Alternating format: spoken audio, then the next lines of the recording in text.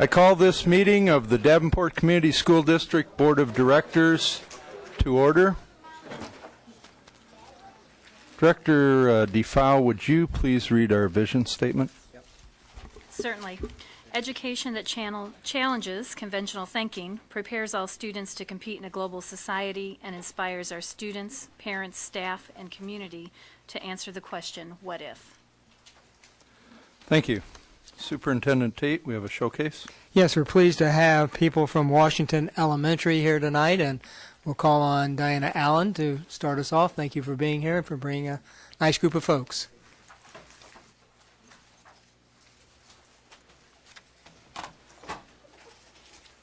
Good evening, everyone, and to our board, our superintendent, Dr. Tate, and to all those who are assembled here this evening.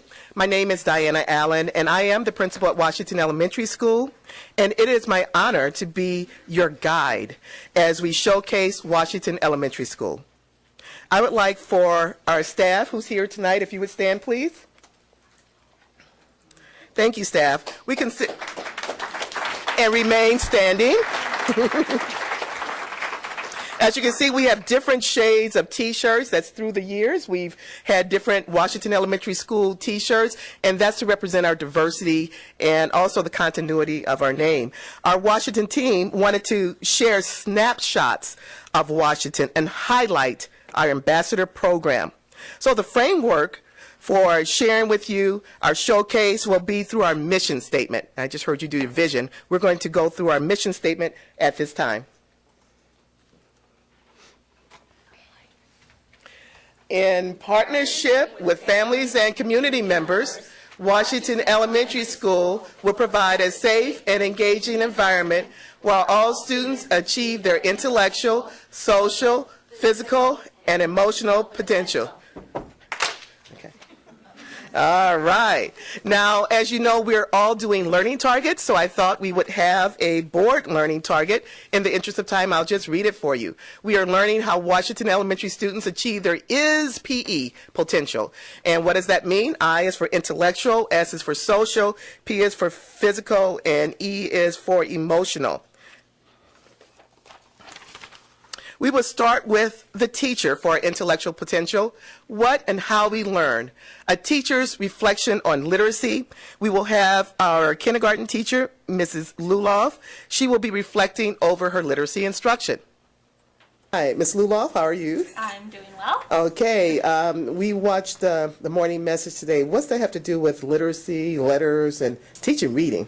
Well, first it brings in the community of the class. It gives us all something to talk about. It ties into the theme of the curriculum that we're doing right now, which is about food and markets and gardens. So it gets us talking about the theme for the day.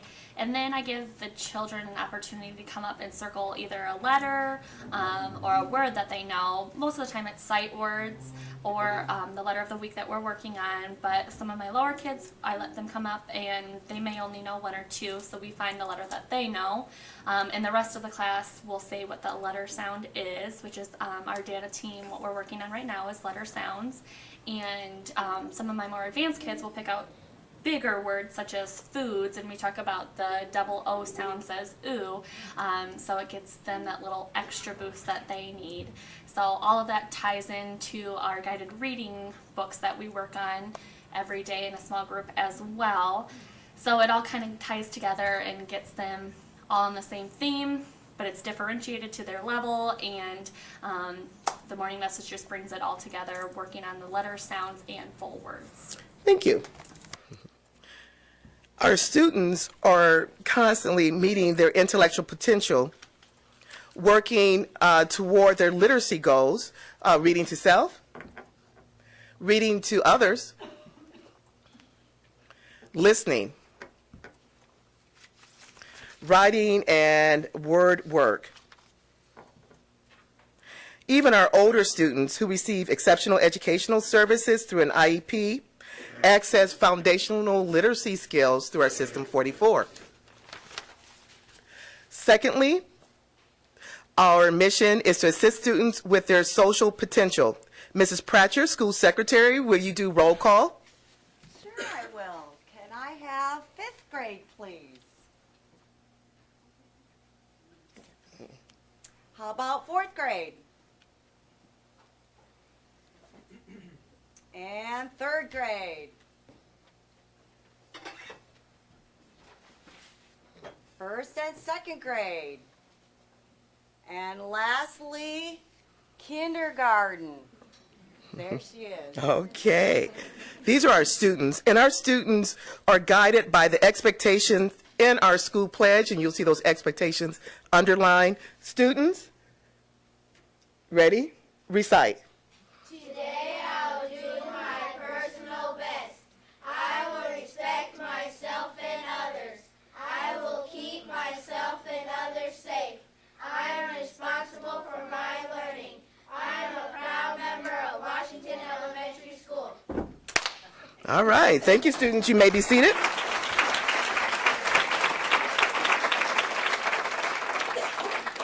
As fifth graders, all have the opportunity to be in the Ambassador Program. To highlight this program is Ann Ranfelt, our Ambassador Program Director. Ann? Good evening. The fifth grade Ambassador Program is a structured leadership initiative. It focuses on life skills, goal setting, community, and leadership. I created this program 7 years ago with the support of Mrs. Allen to get fifth graders to take ownership in their role as leaders in our building and realize the importance of goal setting as a skill for their future. Each fifth grade class travels throughout our building with an ambassador clipboard. This is where life skills are recorded and behavior is tracked. Each fifth grader works to only receive life skills on the board. Their goal is to make 2 consecutive weeks with only life skills and no marks. Marks could be for things such as disrespectful actions, language towards staff or peers, talking, not accepting feedback, or not turning in work or homework. Should a student receive a mark, we call this a roadblock. A student must own it, fix it, and move on. Those running into the same roadblocks have intervention lunches with me to work through their roadblocks so they can move on successfully. When a student makes their goal, showing 2 weeks of leadership behavior, they become an ambassador and enjoy special privileges in our building. Ambassadors wear a lanyard to identify them. They have a special area in the lunchroom. They can be called upon to help in classrooms or on field trips. And they have special events after school with snacks and lots of fun things to do. We also have power lunches. This is where members of our community come in and share their job or accomplishments and how life skills help them achieve their goals. We have had guests such as Sergeant Jason Reed, AFLAC, Scott County Sheriff Department, a Team USA Olympic doctor, Miss Iowa, and many more. These lunches have exposed the kids to amazing community leaders. We also have a business partnership with Ranfelt Family Chiropractic. This partnership allows us to hold a limo incentive every year. This incentive allows students the opportunity to set a very big goal with a very awesome outcome. They must maintain 11 weeks as an ambassador, including the last 3 weeks of school. If they make this goal, they will be invited on a limo lunch and cruise Davenport, and they have a lot of fun. This incentive creates a lot of excitement. While ambassadors receive many perks, they also learn to give back. Every year, ambassadors do at least 400 hours of service to Washington through many acts of kindness. The ambassador program has grown and evolved every year. Our goal is to give our fifth graders all the tools they need, not only to be leaders at Washington, but also when they walk out the doors and onto their next academic endeavor. At this time, I'd like to bring forward 2 ambassadors to introduce themselves and share a little bit about what's important to them.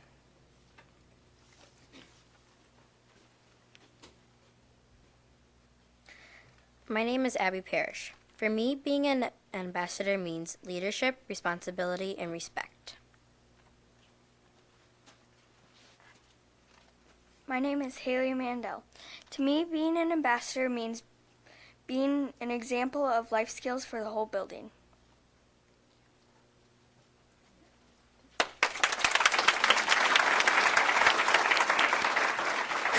Thank you, Mrs. Ranfeld, and our ambassadors. Our students continue to achieve their physical potential, how we take care of our bodies. We have the federally funded Healthy Snack Program through our recess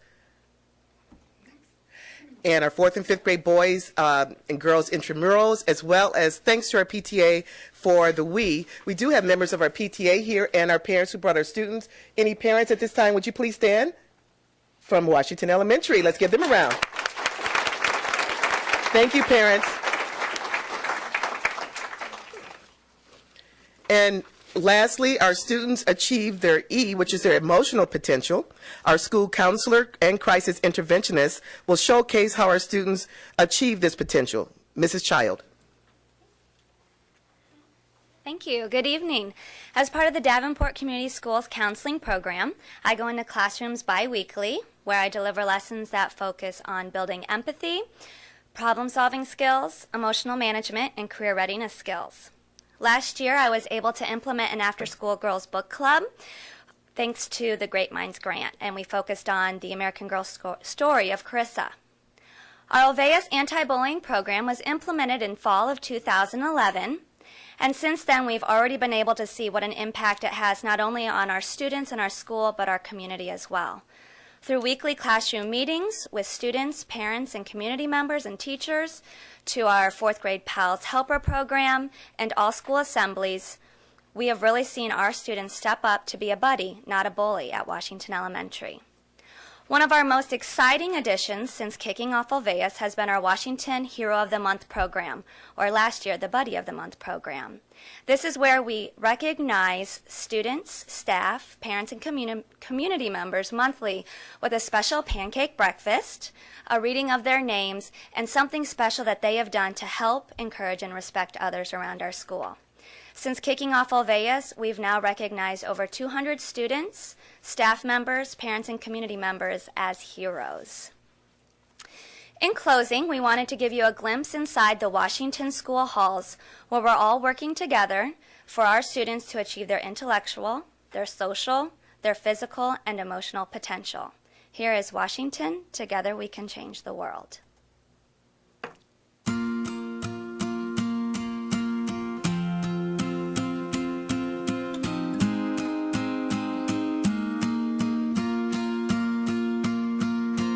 One, two, three, 4, 5, 6, 7, 8. I believe it's not too late. Together we can change the world.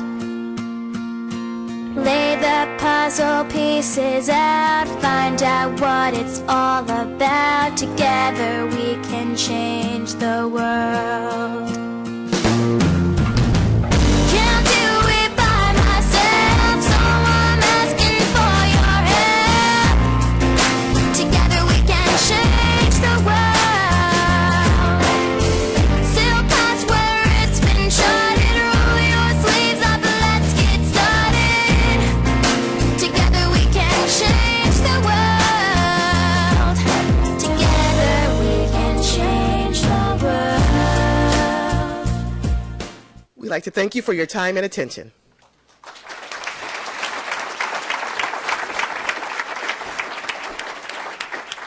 Tomorrow, 10 to 8, don't be late. Our students will need to exit. I hope that's okay. Our student and families, if you'd like to get your coats so you can be on time for class tomorrow.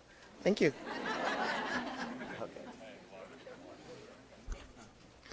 Well, thank you very much. Are there any questions or comments by the board? Before you leave, hang on just a second. Just want to make sure. Director Sherwood? Yeah, I just want to commend you on all your programs. I'm especially impressed with your ambassador program. The research has become stronger all the time that until we deal with those skills, those non-cognitive skills, for a lot of kids, they can't attain the cognitive and academic kinds of goals that we're looking for. I'm wondering, how do you share your partner in those skills with the parents? I'm going to ask Mrs. Ranfelt. You want to come on up and have her address that? From the beginning of the year, when students enter 5th grade, there is, I connect with the parents, and there's a note that goes home that kind of explains the ambassador program and the goals that we're setting for the year and how they can support them at home through, having conversations at dinner, through notes that we go back and forth with, through any, if they'd like to come in and do a power lunch with us, if they have a skill or something they'd like to share with the group, that they also get to do that. Right now with the limo incentive, the kids have a chart that they're using to keep track of their ambassador weeks, and they also had a chart that they took home to their family so they can keep track of that goal goal at school, and they can also keep track of that goal at home with their family and kind of have that conversation as well. Very cool. Thank you. Thank you. Director Crumwitty. Just a quick thank you to all of you and to your staff, and especially to the students who came out tonight, and to their parents who came out tonight to support you. And I do have a suggestion, though, about your limo situation. You might want to think about bringing a board member along on one of those limo rides. I'd be very open to that, and I'm sure the other 6 would too. Thank you. Thank you. Okay, anybody else? All right. Well, thank you very much. Thank you. Move on to communications.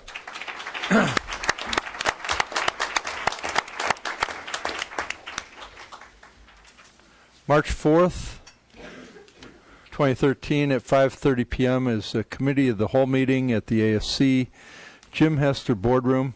March 6th at 4 p.m. policy meeting ASC Executive Boardroom. March 7th, 4 p.m. legislative advocacy meeting ASC Executive Boardroom. March 11th, 7 p.m. regular board meeting ASC Jim Hester Boardroom. March 18th, 6:30 p.m. Board Diversity Training, ASC Jim Hester Boardroom. March 25th, 7 p.m. Regular board meeting, ASC Jim Hester Boardroom. Next is open forum for community input. And I believe there are about 15 or 16 requests for open forum. Excuse me. Open forum is a time for members of the community to give input at a board meeting regarding school district issues or concerns. Individuals who want to speak should fill out an open forum request and give it to the board secretary prior to open forum. The board will not act on any issue presented during open forum if it was not published as an agenda item. The Iowa Open Meetings Law prohibits action on any issue that is not on the agenda. The president will set the amount of time allowed for individuals to speak during open forum. The board asks that no charges or complaints be made against individual employees of the district or community during open forum. Remarks that reflect negatively on the character or motives of any person will be called out of order. The board is appreciative of the community's interest in our deliberation regarding school boundaries and open enrollment. We value input that will allow us to make a thoughtful decision in the educational best interest of our students. However, remarks that reflect negatively upon specific schools or disparage the student and staff assigned to those schools will be called out of order, and the speaker will be asked to conclude their remarks immediately. We will allow 2 minutes for each speaker, and with this amount, I'm going to read through real quickly, and then I'll call you up individually. First will be Jody Tupper, Holly Mammon, Ann Harrington, Sally Ellis, Mary Beth Wallace, Derry Spotton, Kathy Williams, Dave Thiede, Carrie Johnson, Mary Kundal, Edward Quartel, Carl Collins, Denise Hollenbeck, Susan Lowe, Jennifer Josend, Patrick Shoemaker, Jamie Snyder. So in that order, we'll be calling you up, and each of you will have 2 minutes. Please, when you come up, give your name and address, and go ahead. We'll start with Jody Tupper.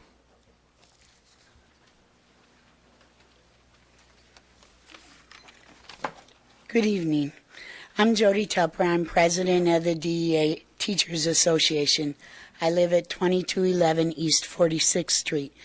For the past several months, we've been working collaboratively with the administration on the lesson plan initiative here in the school district. While teachers know that lesson plans are a part of their job, the implementation has caused an increased workload on teachers and taken time away from working with and building relationships with students.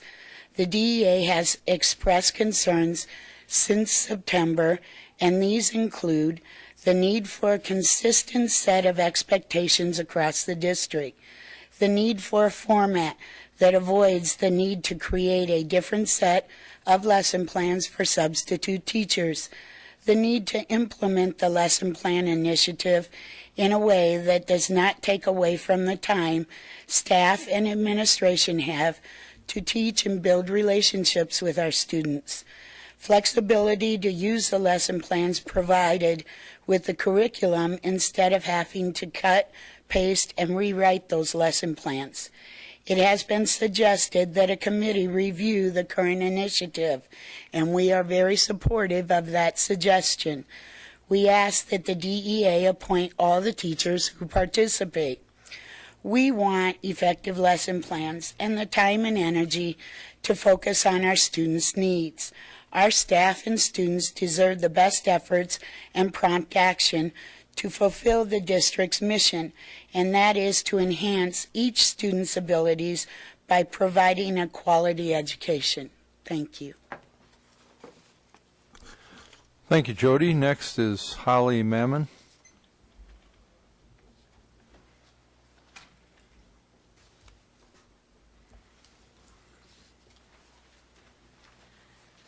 I'm Holly Mammon, and I live at 1123 East Tremont Street, Davenport, or Avenue in Davenport. I am here today to talk about Washington and how our school is overcrowded, and the boundaries being redrawn will help our school building. We are over capacity right now, and we have our music room in the old teacher's lounge, and we also have kids working in the unair-conditioned and unheated hallways instead of the library, because now our library is also our computer lab.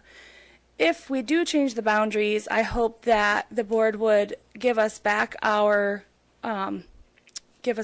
music area that's now a classroom, and give us back our library and put the computer lab back where it was, so that we will have more space for kids to work with volunteers and paras when they need to. Also, I want to say again that I feel it's very important that we don't outsource the nurses and the custodians, because they work one-on-one with our kids, and try to keep the budget cuts as far away from our students as we can. Thank you. Thank you, Holly. Next is Ann Harrington. Hello, my name is Ann Harrington. I live at 936 Colony Drive. At all but one of the forums, I presented you with many facts about why I believe you should stop the transfer option. All of those facts point to the inequities that currently exist between the three high schools. I believe you were recently provided with the number of music students who cross-enrolled to another high school and into their respective music classes. Again, North took the biggest hit with a net loss of 58 students. We feel it is just one more inequity we North families face on a regular basis. It's great that these transfer students want to be in a top music program. We at North know how great ours is and wish others would see what we see. It's sad that we as a district have continued to encourage the perception that one school is better than another by allowing a choice to attend a high school based on its perceived music, athletic, or academic programs. Why wouldn't you want all the high schools to be on equal playing fields? So no matter where a student attends, they are proud to be a student of this district. The current system of both the open enrollment and feeder system does not support equity within our three high schools. Yours is not an easy job, but I do hope you will really consider what is best for all students in this district. You owe that to this district and to these children. And furthermore, as school board members, I believe you are continuing to endorse these perceptions if you do not make changes to the boundary and transfer option. Thank you. Thank you, Ann. Next is Sally Ellis. Thank you again for your time. I'm Sally Ellis, 2216 North Nevada in Davenport. The taxpayers, I'm on outsourcing. The taxpayers own these school buildings, and our custodial and maintenance department have always expertly maintained them. Knowledge of little intricacies in each building is passed down through the years within the custodial and maintenance department, ensuring the safety of the students and staff. Contracted out services would never know these little things. They just clean. Custodial department alerts maintenance of needed repairs. Our principals have no knowledge of the school's mechanicals. So, it's not going to be pretty. I'm just asking you to please not cut the custodial staff in the maintenance department. They really care about the students. They work with them every day in the schools, and they truly care. They are wed to it, and I'm asking you to reconsider doing that to those departments. Thank you. Thank you, Sally. Next is Mary Beth Wallace.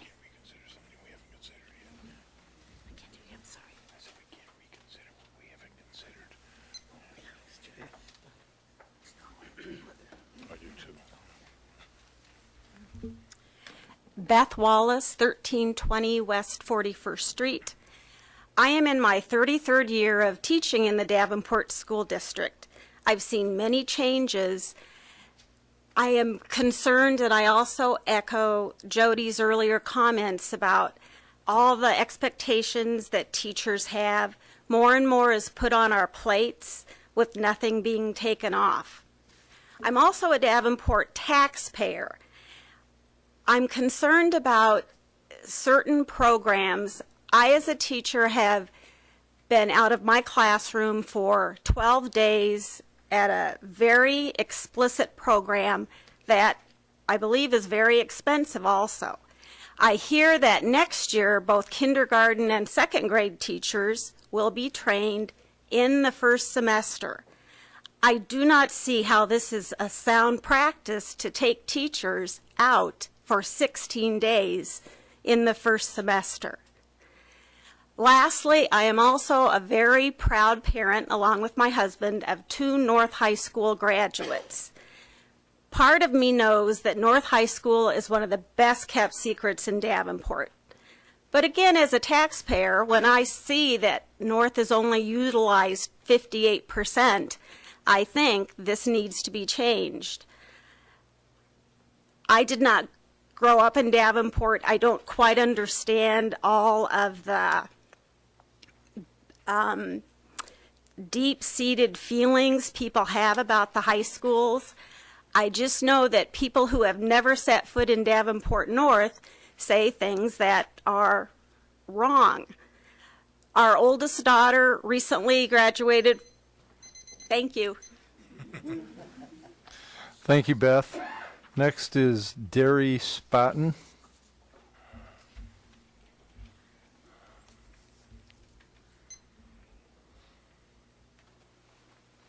Hi, I'm Derry Spotton, 203 Pershing Court, and I'm an elementary teacher in Davenport.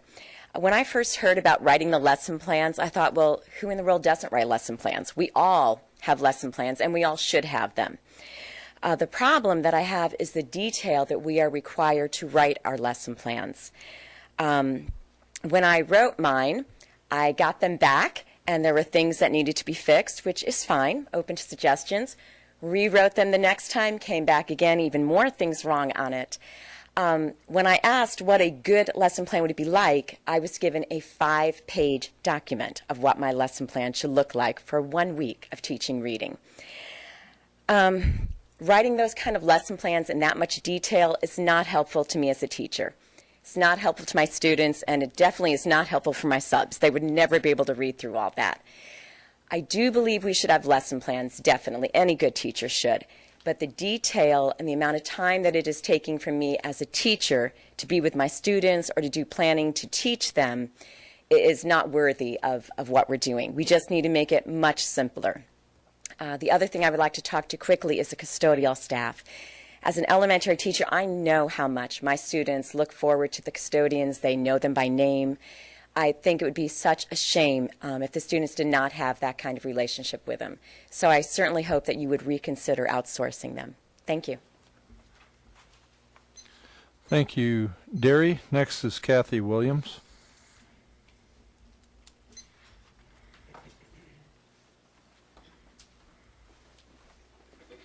Hi, I'm Kathy Williams. I live at 3900 172nd Street North in East Moline.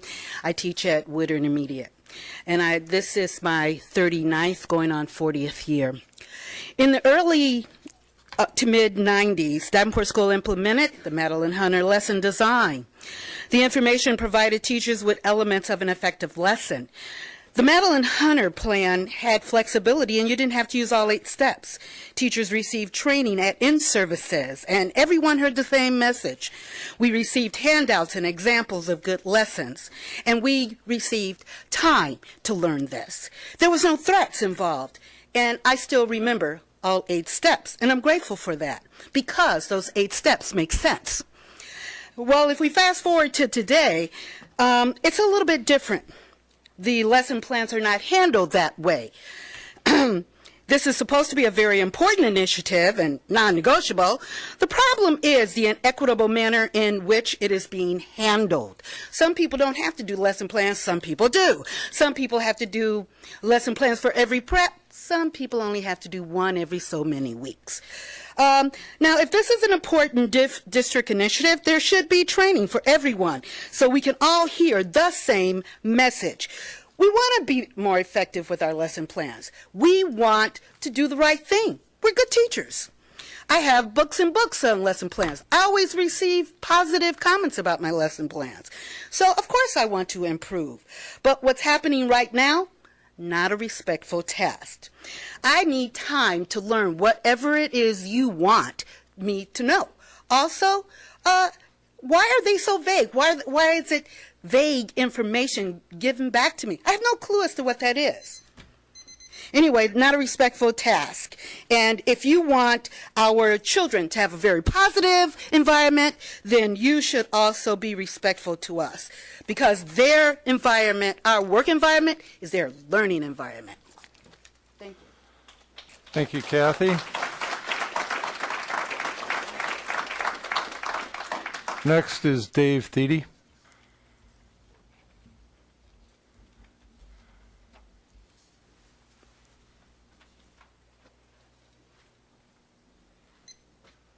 Like the other teachers, I'm here to speak on the lesson plan issue as well. Every teacher out here knows you have to plan your lessons. They know you have to have them done. It's the form we have to use once again. I teach 6 preps on 7 periods. That means 6 different lesson plans.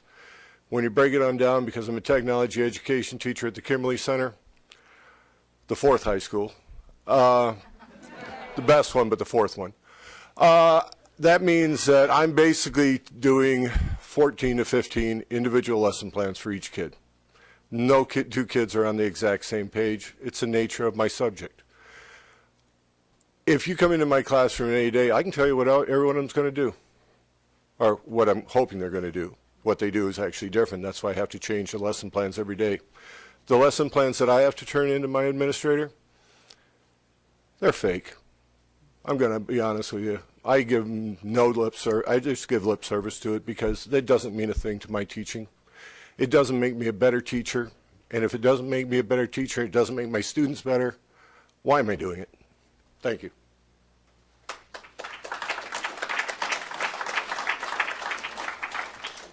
Thank you, Dave. Next is Carrie Johnson.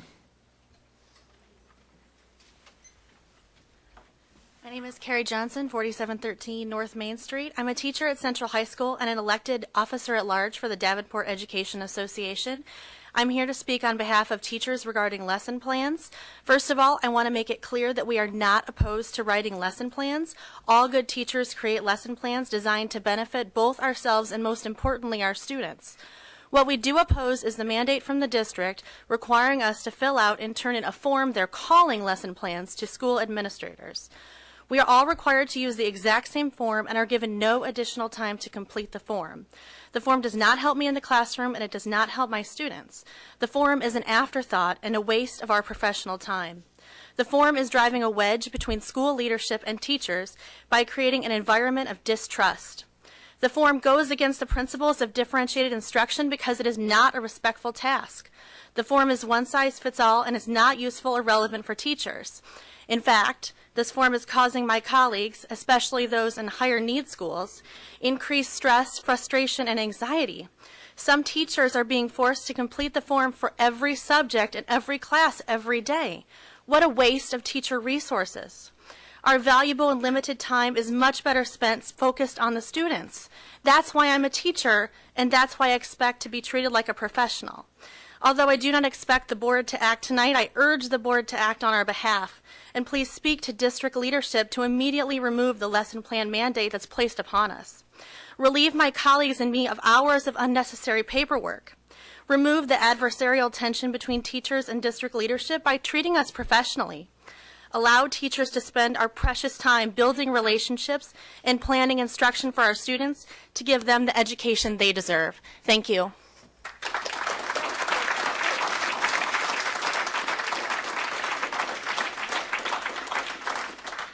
Thank you, Carrie. Next is Mary Kundle.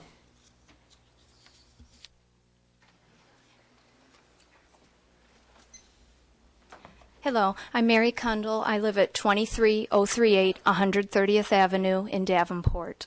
Ladies and gentlemen of the board, I would respectfully request a termination of the requirement of providing electronic lesson plans in the district I do, we do, you do format. I have no problem with writing lesson plans in a targeted way, but I feel I'm spending my time rewriting what is already in the manual or synthesizing the information in the manual to make it fit the format. All of our curriculum has been connected to the Iowa Core as we follow the prescribed lessons and our pacing guides.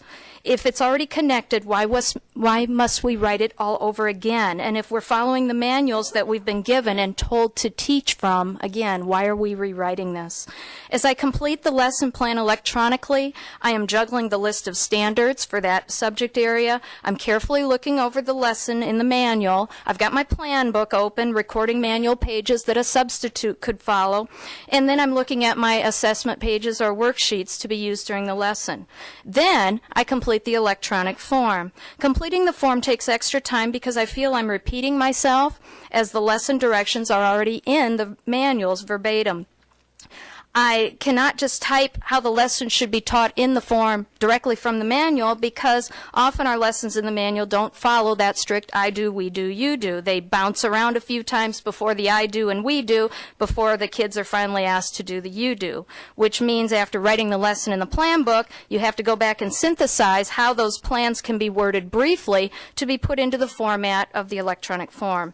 I estimate that I spend, and I timed myself for over the weekend, between 12 and 15 minutes on each day that I record, and that's for each lesson, that I record in the electronic formal lesson plan. That's after I've already determined what I'm going to do, what I've already printed in my regular plan book. And if I multiply that times the 8, because we're required to do the 5 reading comp and then 3 of the 5 math. That's 2 hours a weekend that I'm spending just on the electronic form itself. I'm not a complainer of doing work outside contract time. I'm at school at 7 o'clock most days, and I don't leave till 5 or 6. And then when I get home, I'm there for another hour or 2 doing schoolwork. My husband cooks supper. I don't feel like rewriting. Mary, I'm sorry, but yeah. thank you very much. Okay, all right, thank you.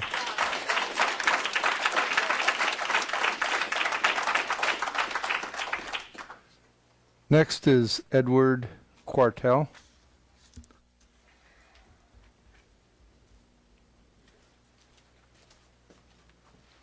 Good evening. I'm Ed Quartel. I live at 1735 East 42nd Court, and I believe that's the North District. It's been that way for a long time. Just a little side, I'll get right to the point. You have been hearing, I am part of the executive board of the Davenport Education Association, and I've heard from many of the people in my building, because I'm a building rep, about the conditions of an initiative labeled lesson plans. Now, obviously, no teacher is ever going to come up before this board or this school district. Dr. Amelia has actually been in my classroom and watched my lessons. She observed it. She said she'd like to be part of the class. The only comment I had to her is I thought that maybe the age level requirement wouldn't work because I only do up to 12 years old. These lesson plans, there's not going to be a teacher in this district that's going to tell you that lesson plans are wrong. They're not. They're insane. It's like shooting yourself in the foot. On the other hand, when this initiative was communicated, it was badly communicated, because principals were told to interpret, as we've been told, to interpret it as ever you wish. Well, I'm sorry, they've got a boss, we've got a boss. And I thought that teachers in this district were your ambassadors. Am I wrong? I thought we're the ambassadors. We had all these young kids sitting up here before, and they're your ambassadors. Aren't teachers your ambassadors? Because they're instructing the students who are going to go out and eventually become part of a democratic society, and they're the ones that are going to be getting jobs in this community, which will keep students in this community going to these schools, people getting jobs in this community, supporting these schools. And I think we have a money problem, if I last looked. We kind of have a little bit of a money problem in this school district. The I do, we do is great. And I would encourage you to look at what the psychological factors is going to be long-term on teachers having to do things, and when they have to decide between lesson plans, doing those, and what do they give up? What do they do then? Thank you.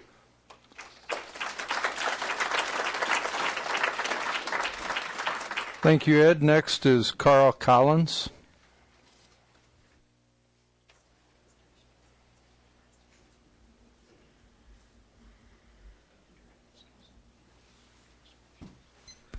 Good evening. I'd like to, first of all, thank the board for taking extra time out of your personal schedules to sponsor the many discussions with regard to open enrollment and the boundary issues. I know that's taken a lot of time out of your personal lives, and the extra time devoted to that and the discussion of that is much appreciated.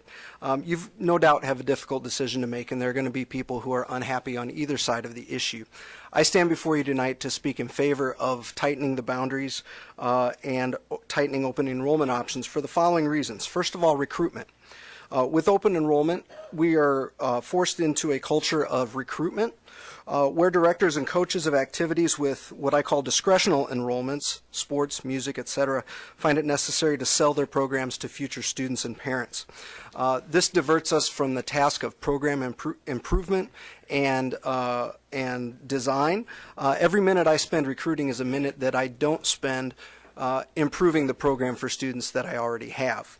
Also with regard to planning, I think that there are many positive outcomes that can be envisioned should they be tightened. As a band director, I can plan well in advance for needs of instruments, uniforms, budget, etc., years down the road.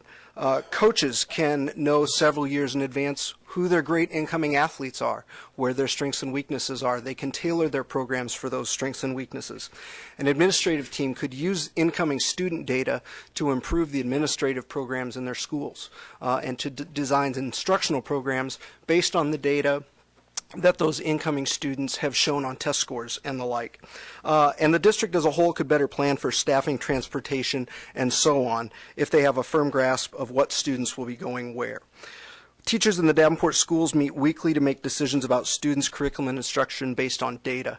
And I would urge the board to take that same approach with regard to closing the enrollments. Some things to consider: are we happy with our current level of competitiveness? Does Dr. Tate's data with regard to balancing building usage and enrollments make fiscal sense given our current financial situation? In closing, thank you to the board for considering this option and giving it your careful and dedicated discussion. Thank you. Thank you, Carl. Next is Denise Hollenbeck.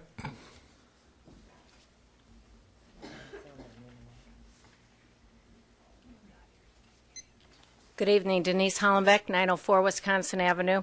As the previous speaker mentioned, I wanted to compliment you on the publicizing the multiple events and having multiple ones for parents to come to. I had multiple phone calls, I had emails, I got messages home from school, and I appreciate that effort on your part to go ahead and let the public know that we can attend these. Even through all that, I was unable to attend, and I thank Susan Lowe for mentioning some of my thoughts at one of the open forums, but I wanted to come tonight and share my own. Boundaries, I think you have a difficult decision. I was on the board when we made boundary decisions before.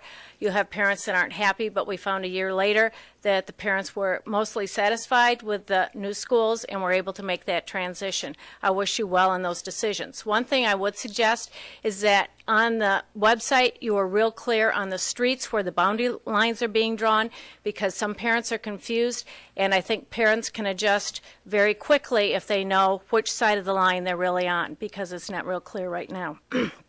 The other thing I wanted to mention is, as a district of distinction, I do support the the open enrollment within the high schools, because I think Davenport gives a great education basis throughout the district, and at one time the high schools were very specific on the different areas that they were concentrating on, and I think that gives us the possibility of choice, and I think as parents we always enjoy those choices. So thank you again for your time, and good luck on your decisions.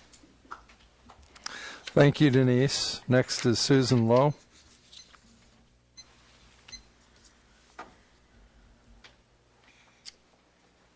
Hi, my name is Susan Lowe, 4905 Woodland Avenue, which is in the North District. Of my 65 years on this earth, I have spent all but 11 of it in Davenport. I've been a student, a parent, a community member, a board member, and I'm a parent again. So I'd like to say that, I've seen a lot of things happen here. This is boundaries and the budget are ongoing problems. Comments are made about cutting administrators. I know from having done this job that your administration is a lean, mean machine in a lot of instances, and so people in the public don't have an idea of what it is that administrators do, the requirements both federally, statewide, and here in the district. So I know these decisions are difficult, but I'd like to make sure that we've had this discussion over the years of the janitorial staff and the nurses, and nurses are vital to our district. They're vital to our students. I have a student with very brittle asthma who has sometimes gone directly from the school to the hospital with problems, and if there wasn't a nurse in the school, I, in most cases, would have been much more panicked than I was at the time. Please keep in mind the janitors are important to our school. We've had these discussions before. That also that I'd like to see the high schools stay open for open enrollment. Thank you. Thank you, Susan. Next is Jennifer Josent.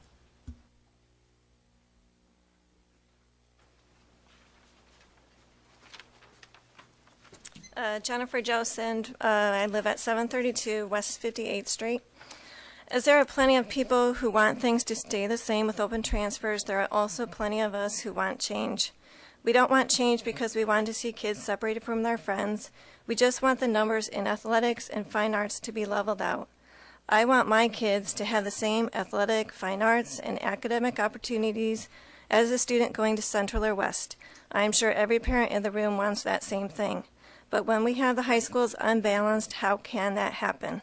Why should my child, for example, possibly lose an opportunity to have a certain AP class in the future because of numbers?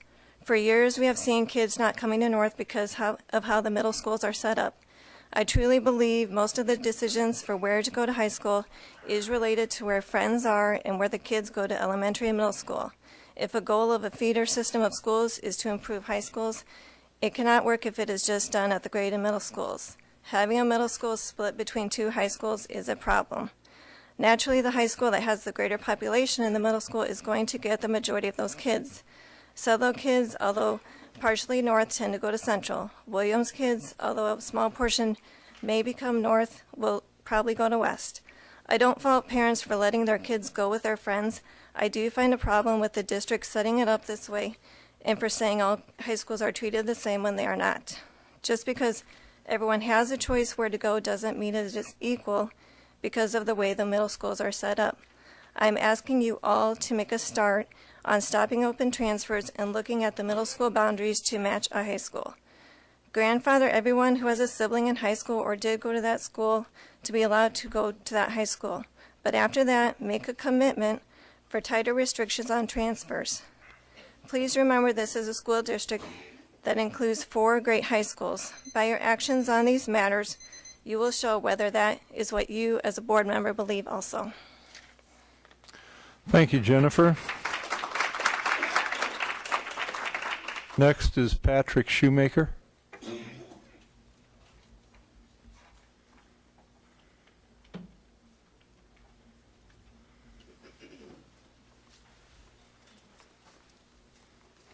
I'm Patrick Shoemaker, 1440 East Bloomington Street, Iowa City.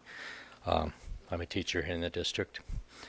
Much of learning depends on establishing and maintaining constructive learning routines in the classroom. Reiterating these routines and writing ad nauseum as lesson plans for the purpose of demonstrating preparation is neither a constructive nor a respectful demand on teachers' time and energy. Furthermore, it discourages inspired improvisation on these routines to address the evolving needs that students show through daily assessment of their ever-developing proficiency and skill. I therefore request that the school board encourage the district's administration to revise its lesson plan initiative so that it respects teachers' time and dedication to student learning.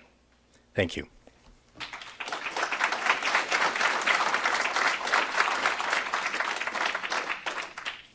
Thank you, Patrick. Next is Jamie Snyder.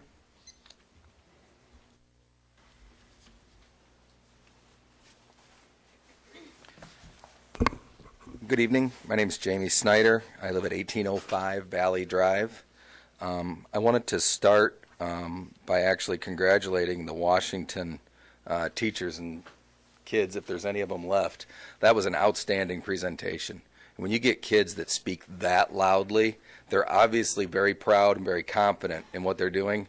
And if I could get my girls on my dance team to speak half that loud when they're doing their school song, I would be very happy. I'm speaking on the open transfer policy. We obviously know there's a problem in some of our elementary schools when you have kids that are doing some of their learning in the library and in hallways. If I was a parent of one of those elementary students, that absolutely would not be okay with me. And if we're going to fix the problem in the elementary schools and alleviate problems in middle schools, we need to continue it through to the high schools as well, because maybe there's not a problem right now with overcrowding, but we do have a problem with undercrowding at one of the schools when I look at the numbers. And where are you guys going to draw the line? When it gets down to 40%, 30% utilization, something's going to have to be done. You guys are going to have to take control of your schools. And the only way to do that is to force the kids to go to their to go to their neighborhood schools. There's still going to be exceptions. There always is, but at least having some control over it is something that needs to happen. I have one question for you. How many kids are open transferring actually against their own wishes, but to appease a parent, because maybe a parent and grandparent went to a high school? The kid now is leaving their friends against their own wishes just to make a parent happy. How could administrators effectively plan if they have no idea how many kids are going to be in their building? Since I'm getting beeped out of here, I have a petition, a very small sampling of some students and parents that would like to see the open transfer policy closed. So I'm going to hand that to the board here, and thank you guys for your time. All right. Thank you, Jamie.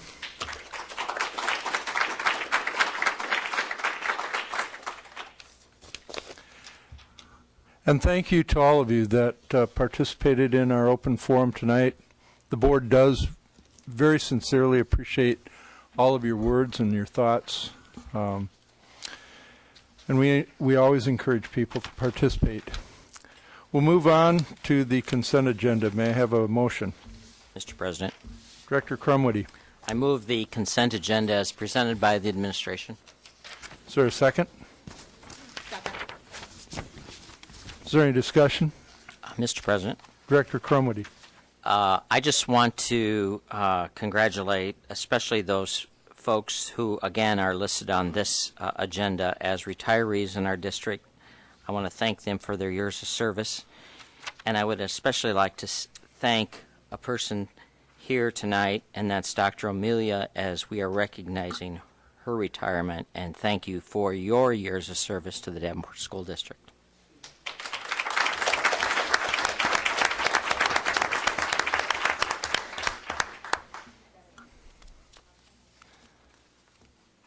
Is there any other discussion regarding the consent agenda? Call for the vote. Director Crumwitty? Yes. Director Zamora? Yes. Director Robertson? I vote yes, except for Dr. O. I vote no. I don't know how to record that. Oh,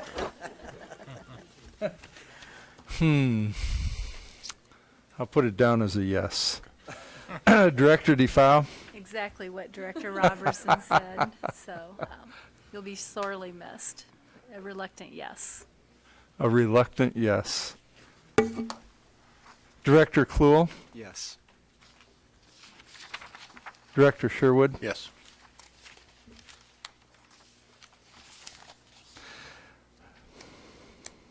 And my vote is yes also. The motion carries.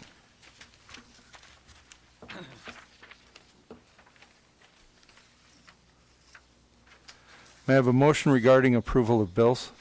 Mr. President, Director Kluhl? I move that the board approve the following resolution as recommended by the administration for adoption of bills. The resolution is as follows. Resolved, all claims presented to the board having been duly certified as correct and the secretary reviewed by the administration and board members, and they are hereby audited and allowed as just claims and warrants drawn in the treasury for the several amounts.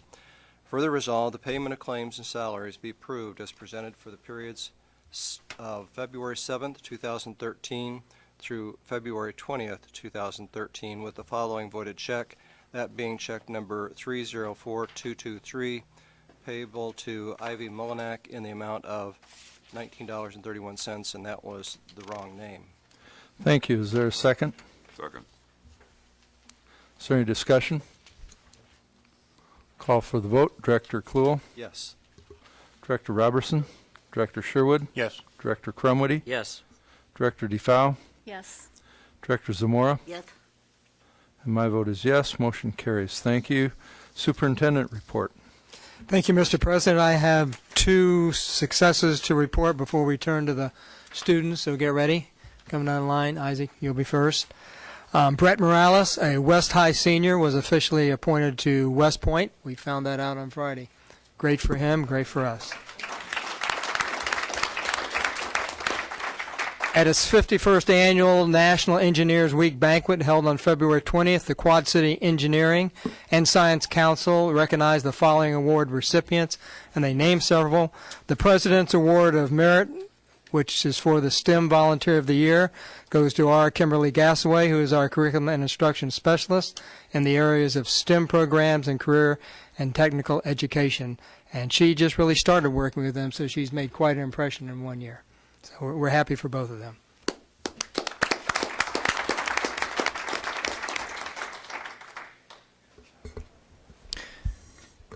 Well, I actually have two sides of Central to talk about. First one, JROTC program. Of course, Brett's a good friend of mine, and I'm very happy for him that he got his appointment to West Point. Well,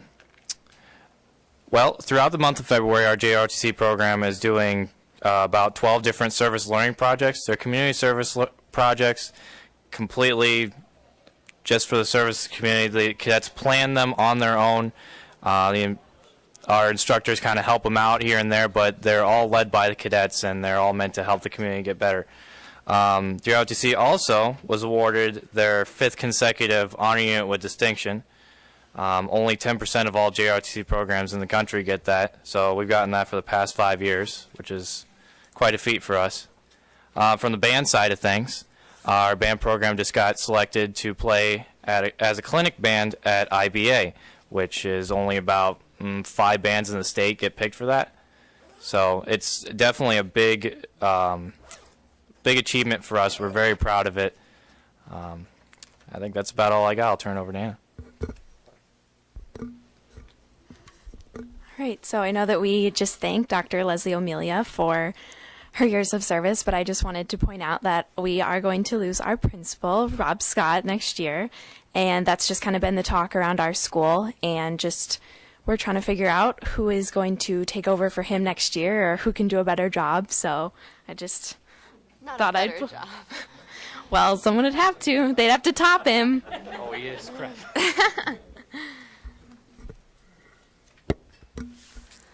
I'm going to talk about the show choir. They just had our last competition at Southeast Polk, and CSI was second runner-up, and Blue Vibes, which is the prep group, made finals, which doesn't usually happen, especially with prep groups, so that was really exciting. Sam Calloway won Best Male Soloist again, and he is in the prep group.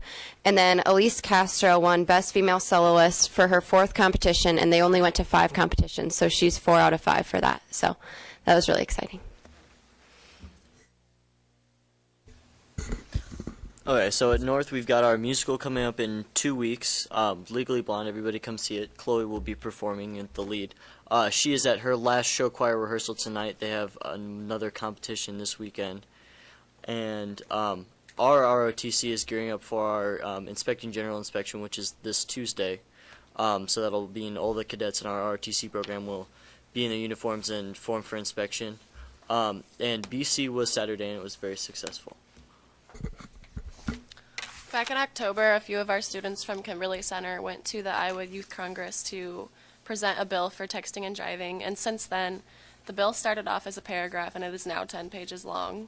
And tomorrow we will be getting our House file number. We're doing a couple awareness weeks for things such as mediastinal fibrosis, suicide awareness, and gay rights. And today, the dental bus came, and a lot of students participated in that. At West, we have our upcoming play, and it's kind of a different play because we have like a male version and a female version.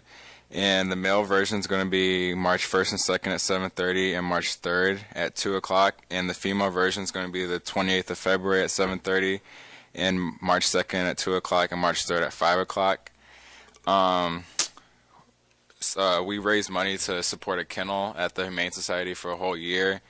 And we just had our blood drive on Valentine's Day, and we got 188 pints, which is basically, if you do the math, we saved 564 lives, which is a record at West. Thank you, students. Great reports. Mr. President, that concludes my report tonight. Mr. President? Excuse me just a second. Director DeFile. If I may, and I apologize because I know it's not time for board reports, but in light of the superintendent's report and in light of the fact that I think our audience will diminish by the end of the evening, I did also want to share that Dylan Bile, a North High School student who is the son of Randy and Bonnie Bile, was appointed to the Air Force Academy last week as well. So 2 very fine students. Wow, thank you very much. Director Sherwood. Yeah, I'll just add 2 quick questions. On your bill in the legislature, do you know who the floor managers are yet, or do you know anything about that? I don't really know because I wasn't a part of it, so I don't know much about it. Well, extend our congratulations. That's a big deal. Very cool. And what is a clinic band?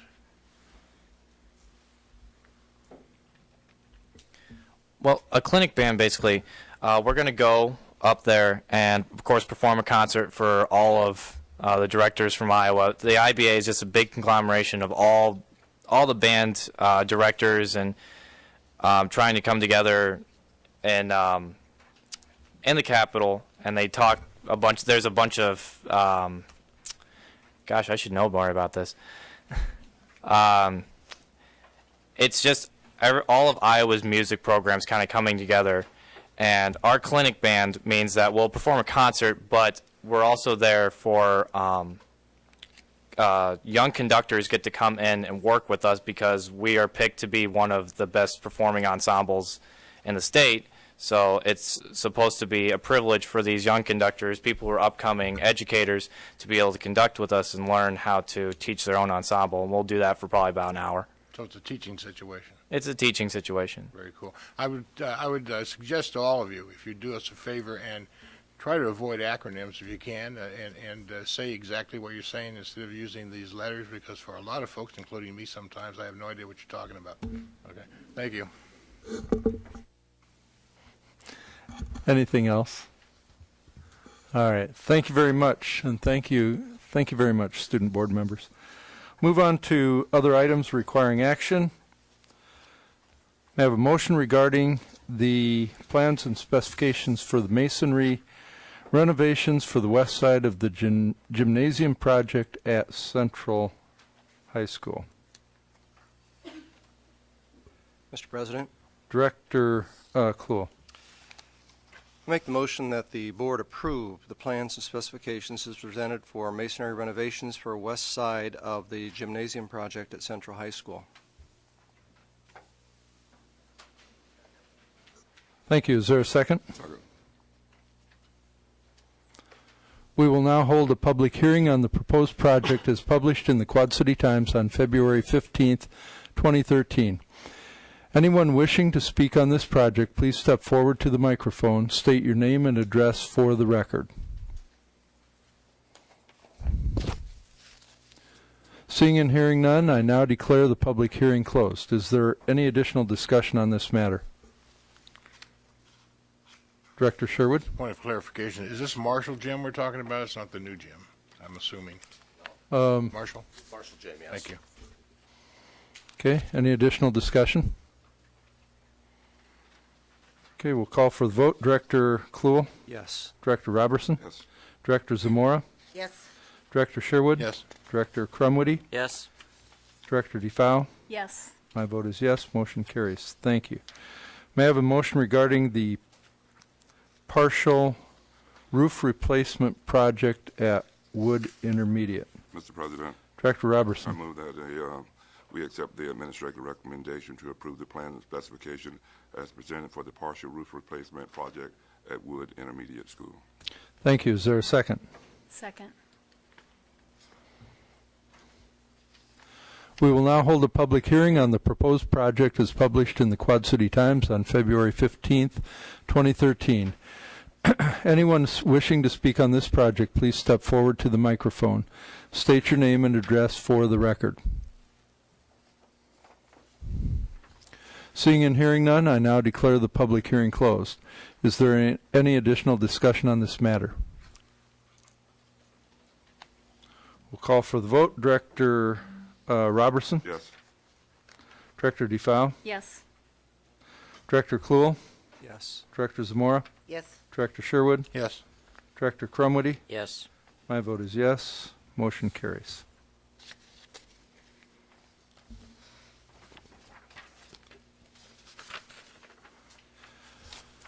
May I have a motion on the plans and specifications for partial roof replacement project at Sudlow Intermediate? Mr. President, Director Robertson? I move that we accept the administrative recommendation and the board approve the plan and specification as presented for partial roof replacement project at Sudlow Intermediate School. Thank you. Is there a second? Second. We will now hold a public hearing on the proposed project as published in the Quad City Times on February 15th, 2013. Anyone wishing to speak on this project, please step forward to the microphone. State your name and address for the record. Seeing and hearing none, I now declare the public hearing closed. Is there any additional discussion on this matter? Call for the vote. Director Robertson? Yes. Director Kluhl? Yes. Director DeFow? Yes. Director Zamora? Yes. Director Sherwood? Yes. Director Crumwoody? Yes. My vote is yes. Motion carries. Thank you. May I have a motion on the plans and specifications for the partial roof replacement project at North High School? Mr. President, Director Robertson? I move that we accept the administration recommendation to approve the plans and specification as presented for the partial roof replacement at North High School. Is there a second? Second. We will now hold a public hearing on the proposed project as published in the Quad City Times on February 15th, 2013. Anyone wishing to speak on this project, please step forward to the microphone, state your name and address for the record. Seeing and hearing none, I now declare the public hearing closed. Is there any additional discussion on this matter? Okay, we'll call for the vote. Director Robertson? Yes. Director DeFau? Yes. Director Kluel? Yes. Director Zamora? Yes. Director Sherwood? Yes. Director Crumwoody? Yes. My vote is yes. Motion carries. Thank you. May I have a motion regarding the partial roof replacement project at J.B. Young? Mr. President, Director Robertson? I move that we accept the administration recommendation and the board approve the plan and specification as presented for the partial roof replacement at J.B. Young School. Thank you. Is there a second? Second. We will now hold a public hearing on the proposed project as published in the Quad City Times on February 15th, 2013. Anyone wishing to speak on this project, please step forward to the microphone, state your name and address for the record. Seeing and hearing none, I now declare the public hearing closed. Is there any additional discussion on this matter? Director Sherwood. I have a couple of quick questions. Scott, we talked on several occasions about safety in these buildings and assessing their worthiness in the heavy storms and so forth. You're dealing with a lot of roofs here. Have you had conversations about the safety of those buildings as you're looking at these roofs? That has not been a consideration at this point as we're discussing the roofing. The roofing that we're putting on complies with the standards that are required for school buildings to meet. But we've not been looking at the inside on the as far as hallways or windows or anything from that matter. No. Okay, I have an ongoing concern about whether or not we've fairly assessed safe areas in these buildings, and I don't know what point we would look at that if we don't do it when we're doing overhauls. There are more actually, this is just roof work, but there will be, as we're doing more work on the inside, which is included in the long-range plan, that we will be looking at those other things, as well as looking at them through our safety and security team in the district. Right now, we're talking about cameras and Alice and some other issues, but weather preparedness is also one that we discuss on an ongoing basis. So that it should come through that group to recommend that we do an evaluation of those buildings, of all buildings. And my second question is, I don't have any idea what tapered insulation is, but I'm assuming this improves our... Lets the water run. Lets the water, okay. Good. So, toward a drain. But these, the modern insulation is far superior to what we had on these things 30 years ago. So have you calculated energy use in these buildings? Has that been modified in our budget expectations? It has not modified our budget for energy savings on the roofs. Typically, most of our roofs have between 1.5 and 2 inches of insulation, and we have always doubled the amount of insulation that we've installed. So, I mean, there would be incremental savings in that. It all depends still on how you run your building inside. It does help. It does keep the heat and the cool inside, but we've never actually calculated that, no. Yeah, my understanding is other than where you have leakage, that roof is the number one place you save. So I'm interested in how that looks later on. Thank you. Okay. Yep. Is there any additional discussion? If not, we'll call for the vote. Director Robertson? Yes. Director Zamora? Yes. Director Crumwoody? Yes. Director DeFau? Yes.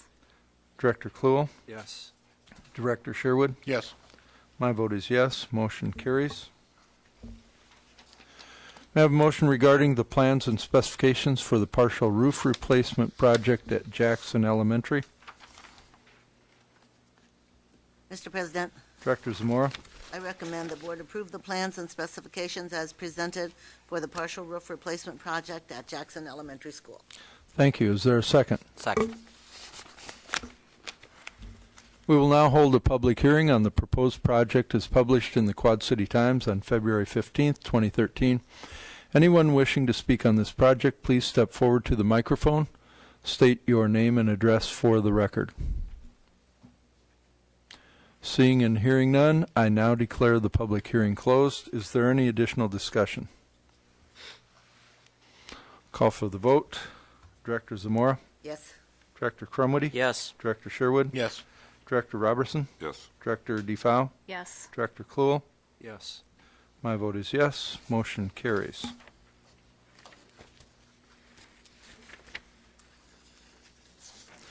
May I have a motion regarding the plans and specifications for Music IMC and Family and Consumer Science Renovation Project at North High School? Mr. President, Director DeFau. I move that the board accept the administration's recommendation and approve the plans and specifications as presented for the Music, IMC, and Family and Consumer Science Renovations Project at North High School. Thank you. Is there a second? Second. We will now hold a public hearing on the proposed project as published in the Quad City Times on February 15th, 2013. Anyone wishing to speak on this project, please step forward to the microphone. State your name and address for the record.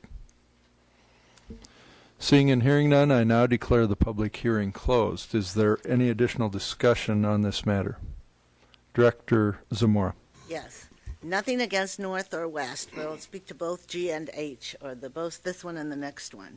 Again, I'm adamantly disturbed that we're spending almost $6 million on North and West, and Central still has a 110-year-old auditorium with no plans presented to us, and a swimming pool that's never been adequate, and no plans presented to us. We are interviewing architects on the 7th of March, and with the recommendation to the board in March for those projects. What I didn't like is that in a couple of the proposals it said, due to the age of the school, that this was being done. Well, if we're talking about the age of the school, let's talk about Central. So once again, I'm very unhappy about the situation, and I'll vote no, not because I don't want North and West to have these things, but because I'm not happy about where we've gone and how long it's taken us to get here. Director DeFau.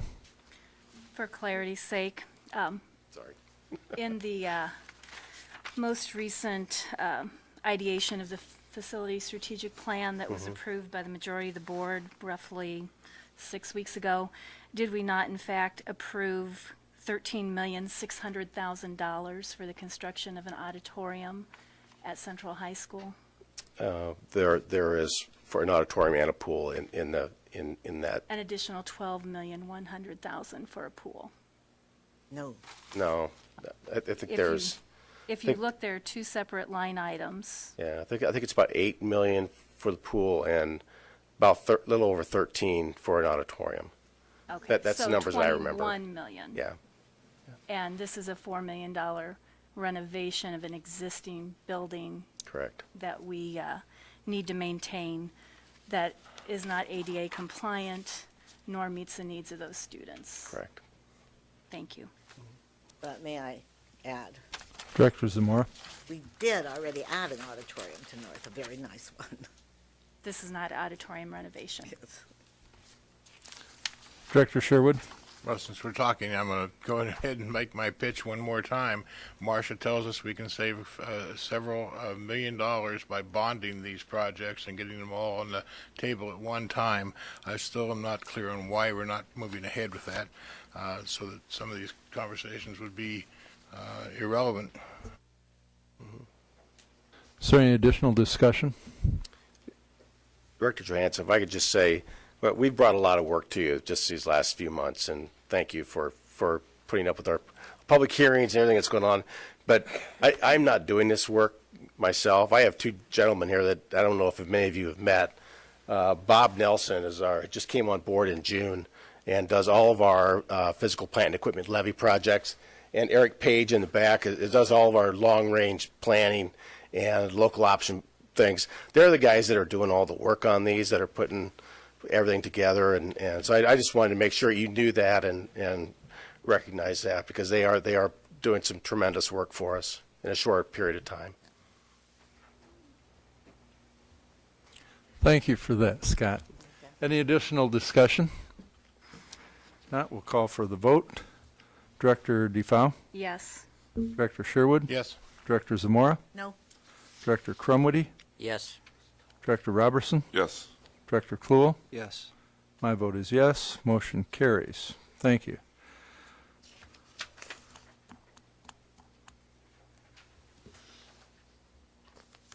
May I have a motion regarding the plans and specifications for the cafeteria auditorium air conditioning project at West. Mr. President, Director Kluhl. I move that the board approve the administration's recommendation on the plans and specifications as presented for the cafeteria/auditorium air conditioning project at West High School. Thank you. Is there a second? Second. We will now hold a public hearing on the proposed project as published in the Quad City Times on February 15th, 2013. Anyone wishing to speak on this project, please step forward to the microphone. State your name and address for the record.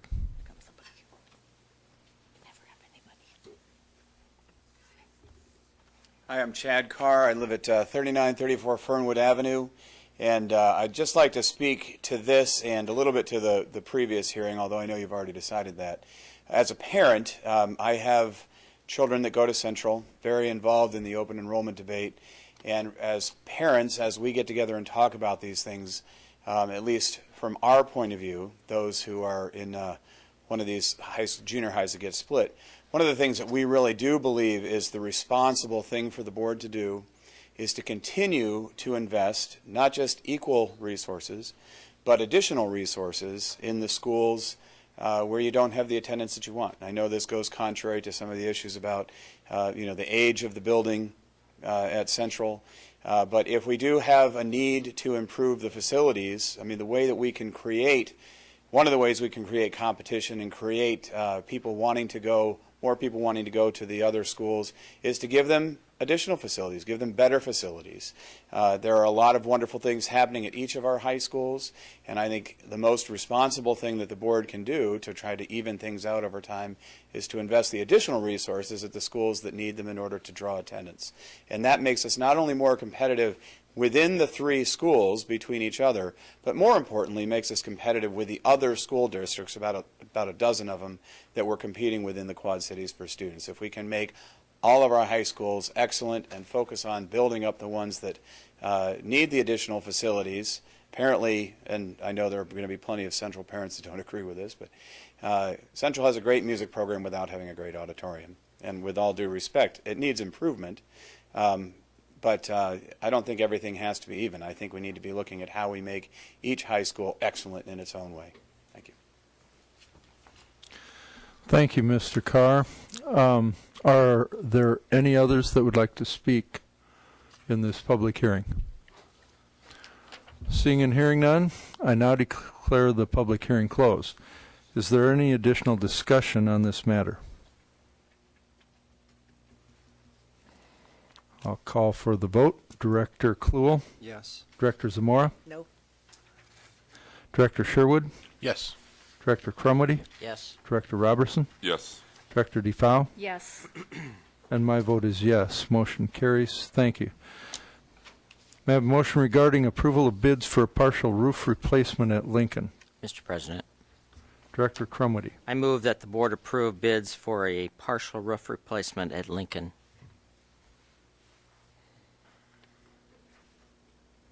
Thank you. Is there a second? Second. Is there any discussion? Mr. President, Director Robertson. before you go on, the motion wasn't read. I understand.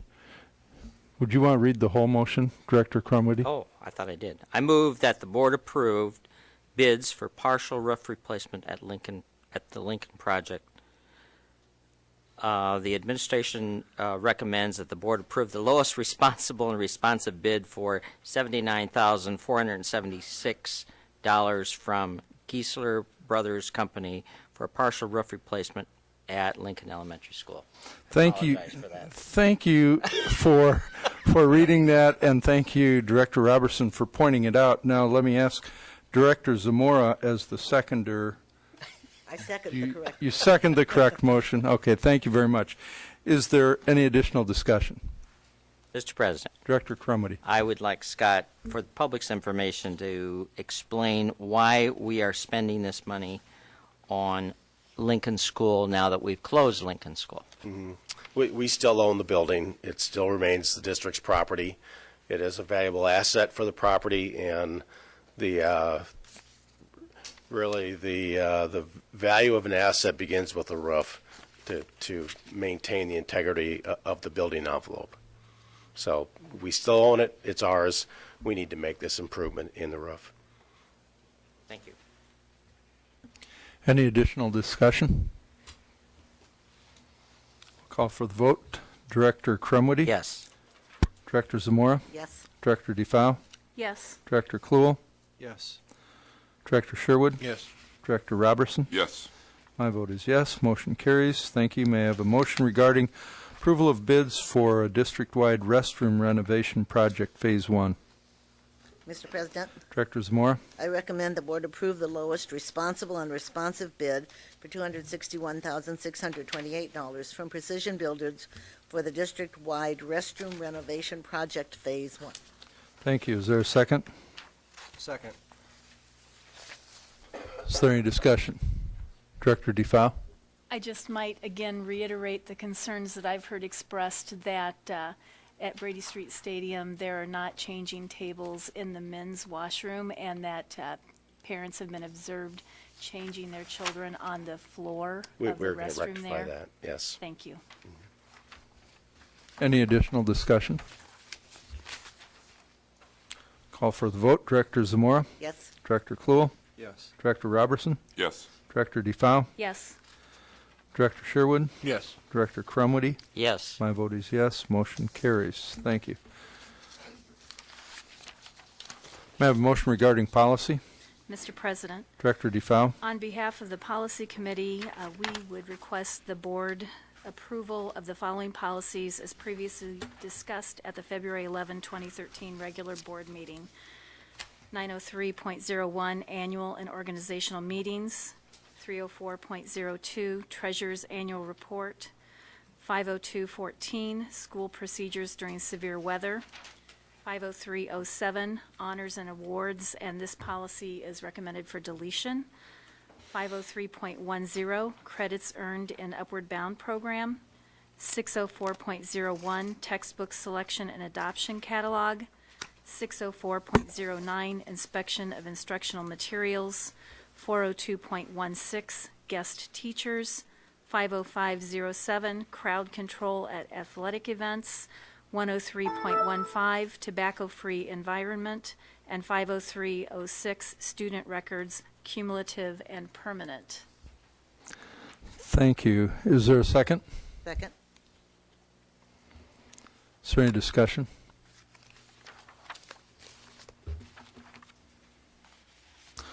Call for the vote. Director DeFau? Yes.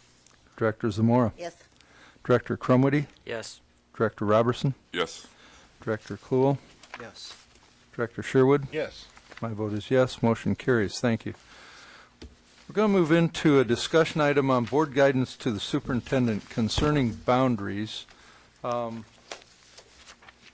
Superintendent Tate, do you have any opening comments? I've got a couple, but I'd let you open first if you'd like. No, you go ahead and open there if I might. I'd like to go down the Okay. the items I have. All right. We're going to have a representative from Lane and Waterman, Wendy Meyer, speak a little bit about specific issues relative to some of the policy and guidance that might affect some of our thoughts and decisions on what we recommend to the superintendent relative to the boundaries. One of the things as we get into this discussion, I just wanted to advise the board that if it gets into an area that appears to be asking legal questions, there's certain questions that I might intervene on behalf of the board. And so I want to warn the board that although we'll have some question and answer, I'm going to be careful about where we go with it. Superintendent Tate. Thank you, Mr. President. We have had a lot of time listening to the public about the recommendations for boundary issues, both from the high school level, the intermediate feeder system, and then some boundary changes at the elementary level. The board has had a few meetings where you've given me some very general guidance, but then we decided we would listen to the public and then come back after the public had a chance to talk to us at the hearing. So tonight is the first time which I'm going to ask you to give me some guidance and advice, and the first time really that you've discussed this, because as a board you are not allowed to discuss this until it comes before the public and a public meeting such as this. So I want to first I did provide you information as enclosure 1. These are the school enrollments and building utilizations that we have been talking about at the public hearings. I just want to refresh your mind that it shows utilization for the current enrollment being as of the 1st of November last year. And then what if all the students return to the current boundaries that we have, our historical boundaries? And then if we had new boundaries trying to balance the budget, the building utilization, what that would look like. And so the first enclosure 1 shows you the elementary schools, and it has down below what the high schools would look like, both do look like currently, and then without an open transfer policy. The second part of enclosure 1 shows you the recommended feeder system if we would feed elementary schools into our intermediates without dividing them, and it shows current enrollment and then enrollment with the new feeder and the related building utilizations. Enclosure 2 is a free and reduced calculation that would occur with boundary changes, and again it shows you if we use the current enrollment the fall of last year and the free and reduced at that time, and then if we returned all students home, how that would affect the free and reduced. And then lastly, under the new boundaries, what the free and reduced would look like. And then it shows you also for the intermediate schools and the high schools. And I provide this to you because one of the things that we're going to ask our attorney to talk to us about is our diversity plan. And one part of that diversity plan is our free and reduced calculation for each of our schools. So I wanted to bring this to your attention that we had these enclosures for you. And then, Mr. President, what I'd like to do is ask Wendy Meyer to talk to us about any of the laws, regulations, statutes, policies that would affect our discussion tonight. I'd like you to come up to the microphone.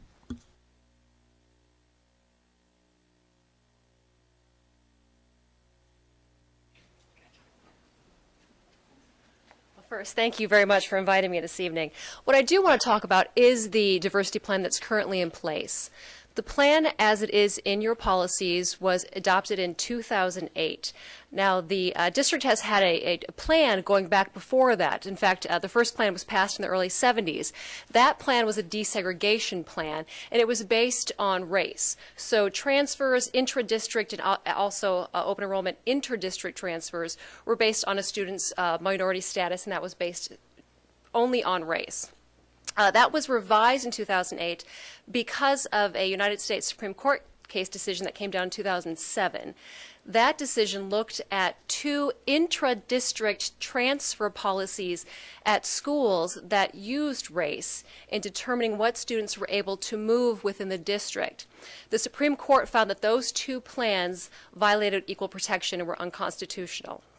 After that happened, the Iowa Department of Education issued guidance and a directive to those districts that had a desegregation plan in place that those plans could be changed, that the districts that had them could maintain them, but they would become diversity plans as opposed to desegregation plans, and that you would have to change what you were looking at as far as determining which students could transfer. One of the reasons that the district determined to hold on to that plan was because that plan is tied to open enrollment. Davenport is one of very few schools in Iowa that has the ability to control its open enrollment out of the district. Most districts, if an open enrollment request comes in, it's the receiving district that gets to decide whether or not the student comes in. The sending district doesn't have the option of saying, no, you can't open enroll out of the district. Davenport does have that ability. Now, part of having that ability for open enrollment is the district has to have some sort of plan in place that shows what is the district doing internally to also deal with minority isolation and keeping their schools diverse. For the 2008 plan that's currently in place, what the district did is they based their minority status on two different factors. One, which is what Superintendent Tate talked about, is the socioeconomic status, and what we look at is free or reduced lunch of a student. The second is academic achievement based on standardized testing. So what happens is the plan basically divides the students into two different categories. It was difficult to call them minority, non-minority for all of the context that goes with those two terms. So we refer to the students as either being in category A or category B based on free and reduced lunch and also academic achievement. Each year the district determines what district-wide is the ratio of minority to non-minority students, or in this case, students in A to category B. And we also look at each individual school and come up with a ratio. Those schools that fall below the ratio of the district as a whole of students in the A group to the B group, we allow transfers to and from. So if the school is high in category A students, and a student A wants to transfer to a school who's high in category B students, we allow those transfers to happen. Like I said, each year the district looks at the ratios of their schools and comes up with new numbers so that each year the district is current on what the ratio is per school and district-wide. As far as the diversity plan, do you have any questions about that? Okay. The one thing I do want to advise the board when they consider what they are doing as far as the enrollment transfers and intra-district transfers is to keep in mind that the Iowa regulations do require, as I said earlier, that if you have a plan for open enrollment, you also need to have some sort of plan that addresses your intra-district transfers.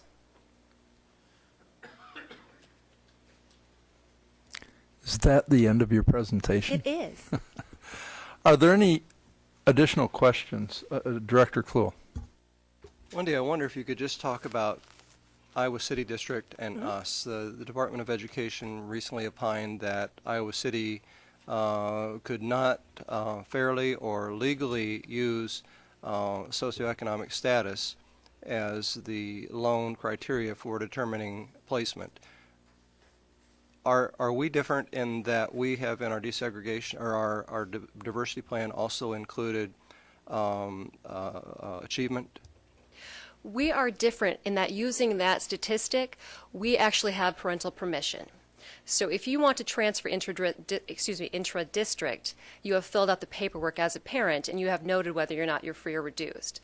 The concern in the Iowa City plan is that they would be looking at, or could possibly be looking at students as individuals and identifying those students as free and reduced, and somehow that identification could be community-wide.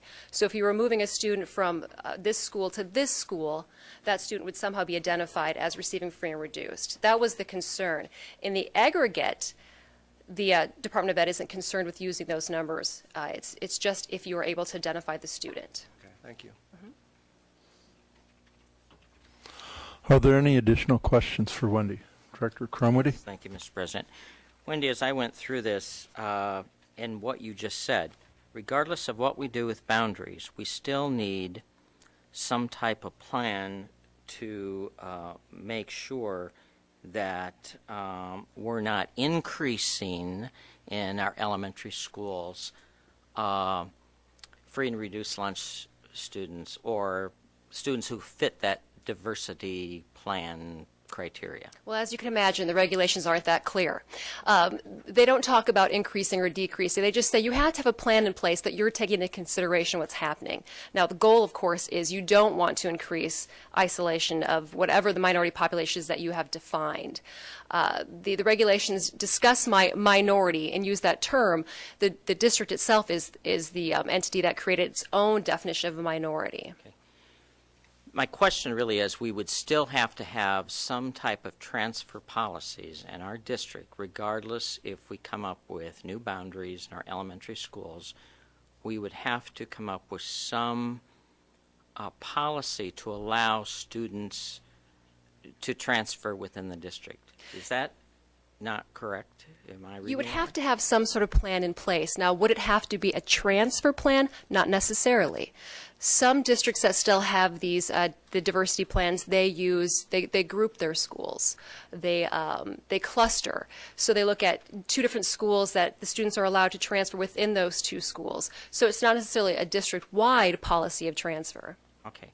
And if I understand, and Dr. Tate, you may want to help me on this, we do have that system in place in our district, do we not? We have a clustering system within our elementary schools. So if we have a situation, then within that cluster of 5 or 6 schools, we transfer students, or do we transfer them any place? Let me answer that. We have, if you look on the last page of the diversity plan, there is in fact a chart which shows 2 types of schools, a category A school and a category B school. The category A schools are those that are above the district average for the ratio of, and let me use the word minority, meaning it could be economic minority or academic minority. They're a higher ratio. And then we have a category B bunch, which are those that are below that particular average. And this table actually shows you that. What it says that every transfer that comes before us, we should be looking and saying if a category A student, that is one who's either an economic minority or academic minority, wants to travel from their school, an A school, to a B school, that's a school with fewer that's below our average, they can do that. If a category B student wants to travel, and that's someone who is not in that, they're not a minority from an achievement standpoint or a free and reduced lunch standpoint, if they would like to go from their school to a school above the line, then they can do that. For example, someone wanting to go from Garfield, who has a ratio of, it has an average of 1.2, they could transfer to a Washington that has a 3.6. We'd allow that transfer. We haven't been doing that. We have not been checking that. So one thing I'm going to recommend in a continuum is that we start doing that. There are no transfers unless it's for health reasons, safety reasons, or it follows this particular plan, which is an attempt to balance the school. So we're taking the non-minority and taking them to a minority school or minority person to a non-minority school. And again, minority being academic and free and reduced lunch. It's not the racial minority. Okay. It's Thanks. very complicated, and that's probably the best I can do, but you got to see it Nice to job. believe it. So continuing with that question, as I look at your information that you sent on page 3 at the top, you indicate the district will want to look to see if its proposed boundaries lead toward further segregation of its students. And then you list elementary students, intermediate students, and the Kimberly Center. Correct. And that was taken from that last page of the diversity plan. Okay. Now, going back to the boundaries and the recommended boundaries, Dr. Tate, that you came up with in the elementary, and I went through these today, it appears to me that the recommendations that you have made, and I went through these, they all reduce free and reduced lunch rates. Every one of these, and the only one I didn't see on here was Kimberly Center. So what work you have done with the elementary schools and rewriting the boundaries, it appears to me that we're doing exactly what we should be doing as far as making sure we're lowering that number, and we are with the present situation. I mean, we have higher numbers right now with the minority groups in these schools, and with the recommended boundary changes, we're lowering every one of those. That's when I went through that information anyway. Is that correct? It is correct. And again, later on, I'd like to try to talk to you about a continuum because there's more to it than that. That's a passive result. Do we want to be non-passive and do more? I'm finished. Yeah, I have a comment. Thank you. Director Zamora?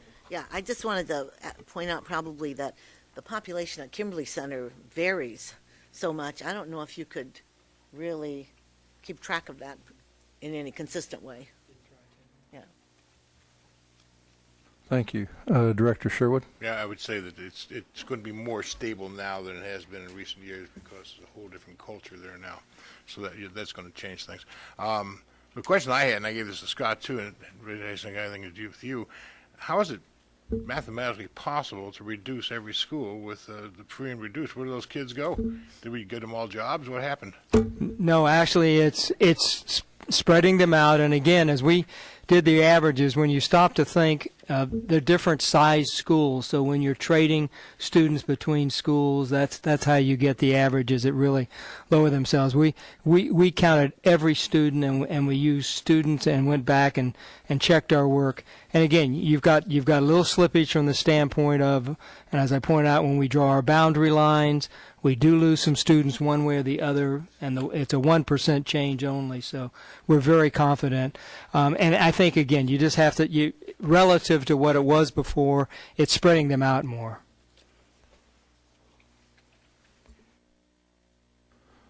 Director Sherwood, did you have anything more? No, not right now. Thanks. Any additional questions, Director DeFile? In looking at the differentiation between schools A and B, and by our own admission, we haven't been applying that formula to in-district transfers, as I heard. If we were going to implement such a formula, and you've talked about the buildings in aggregate, if you were going to look at transfers, would you be looking at where the student is via attendance center, or are you looking at that specific student's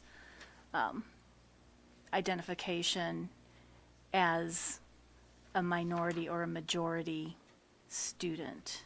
You have to do both. You have to look at whether the student is a category A or B, and then whether they are in a category A or B school, and then you could make, and then we were just talking today how this might work. So each time you do that, you have to recalculate. We do this once a year, and it's based on last year's, but if it is in fact a calculation and we're looking at where it falls in the ratio, if you made enough changes, it could change the school, they might slip below, or our averages would change. So there's a lot to think about with doing this. And what impact do you think that might have on our current transfer policy? Oh, it'd have a huge impact. I mean, right now, it doesn't take much to transfer because we've slipped into that practice. And as I pointed out before, it's hard to say no now. So it would screech it to a halt if and again, I need to be more specific when I come to you, but if it's for health, safety, or the diversity plan, it's going to make a huge difference on transfers. And again, for clarity's sake, if I'm a B student in a B building and I want to transfer to another B building, would I be allowed to do that? You would not. Okay.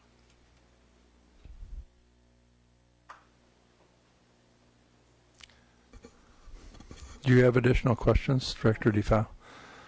Director Robertson.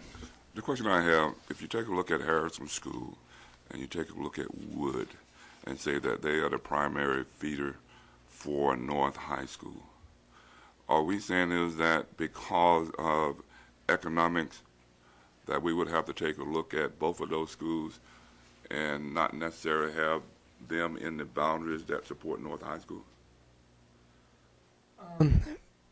Maybe I could slip into the continuum and let Wendy sit down, and there may be a question that comes up, unless there's a question specifically, because now you're getting into some recommendations.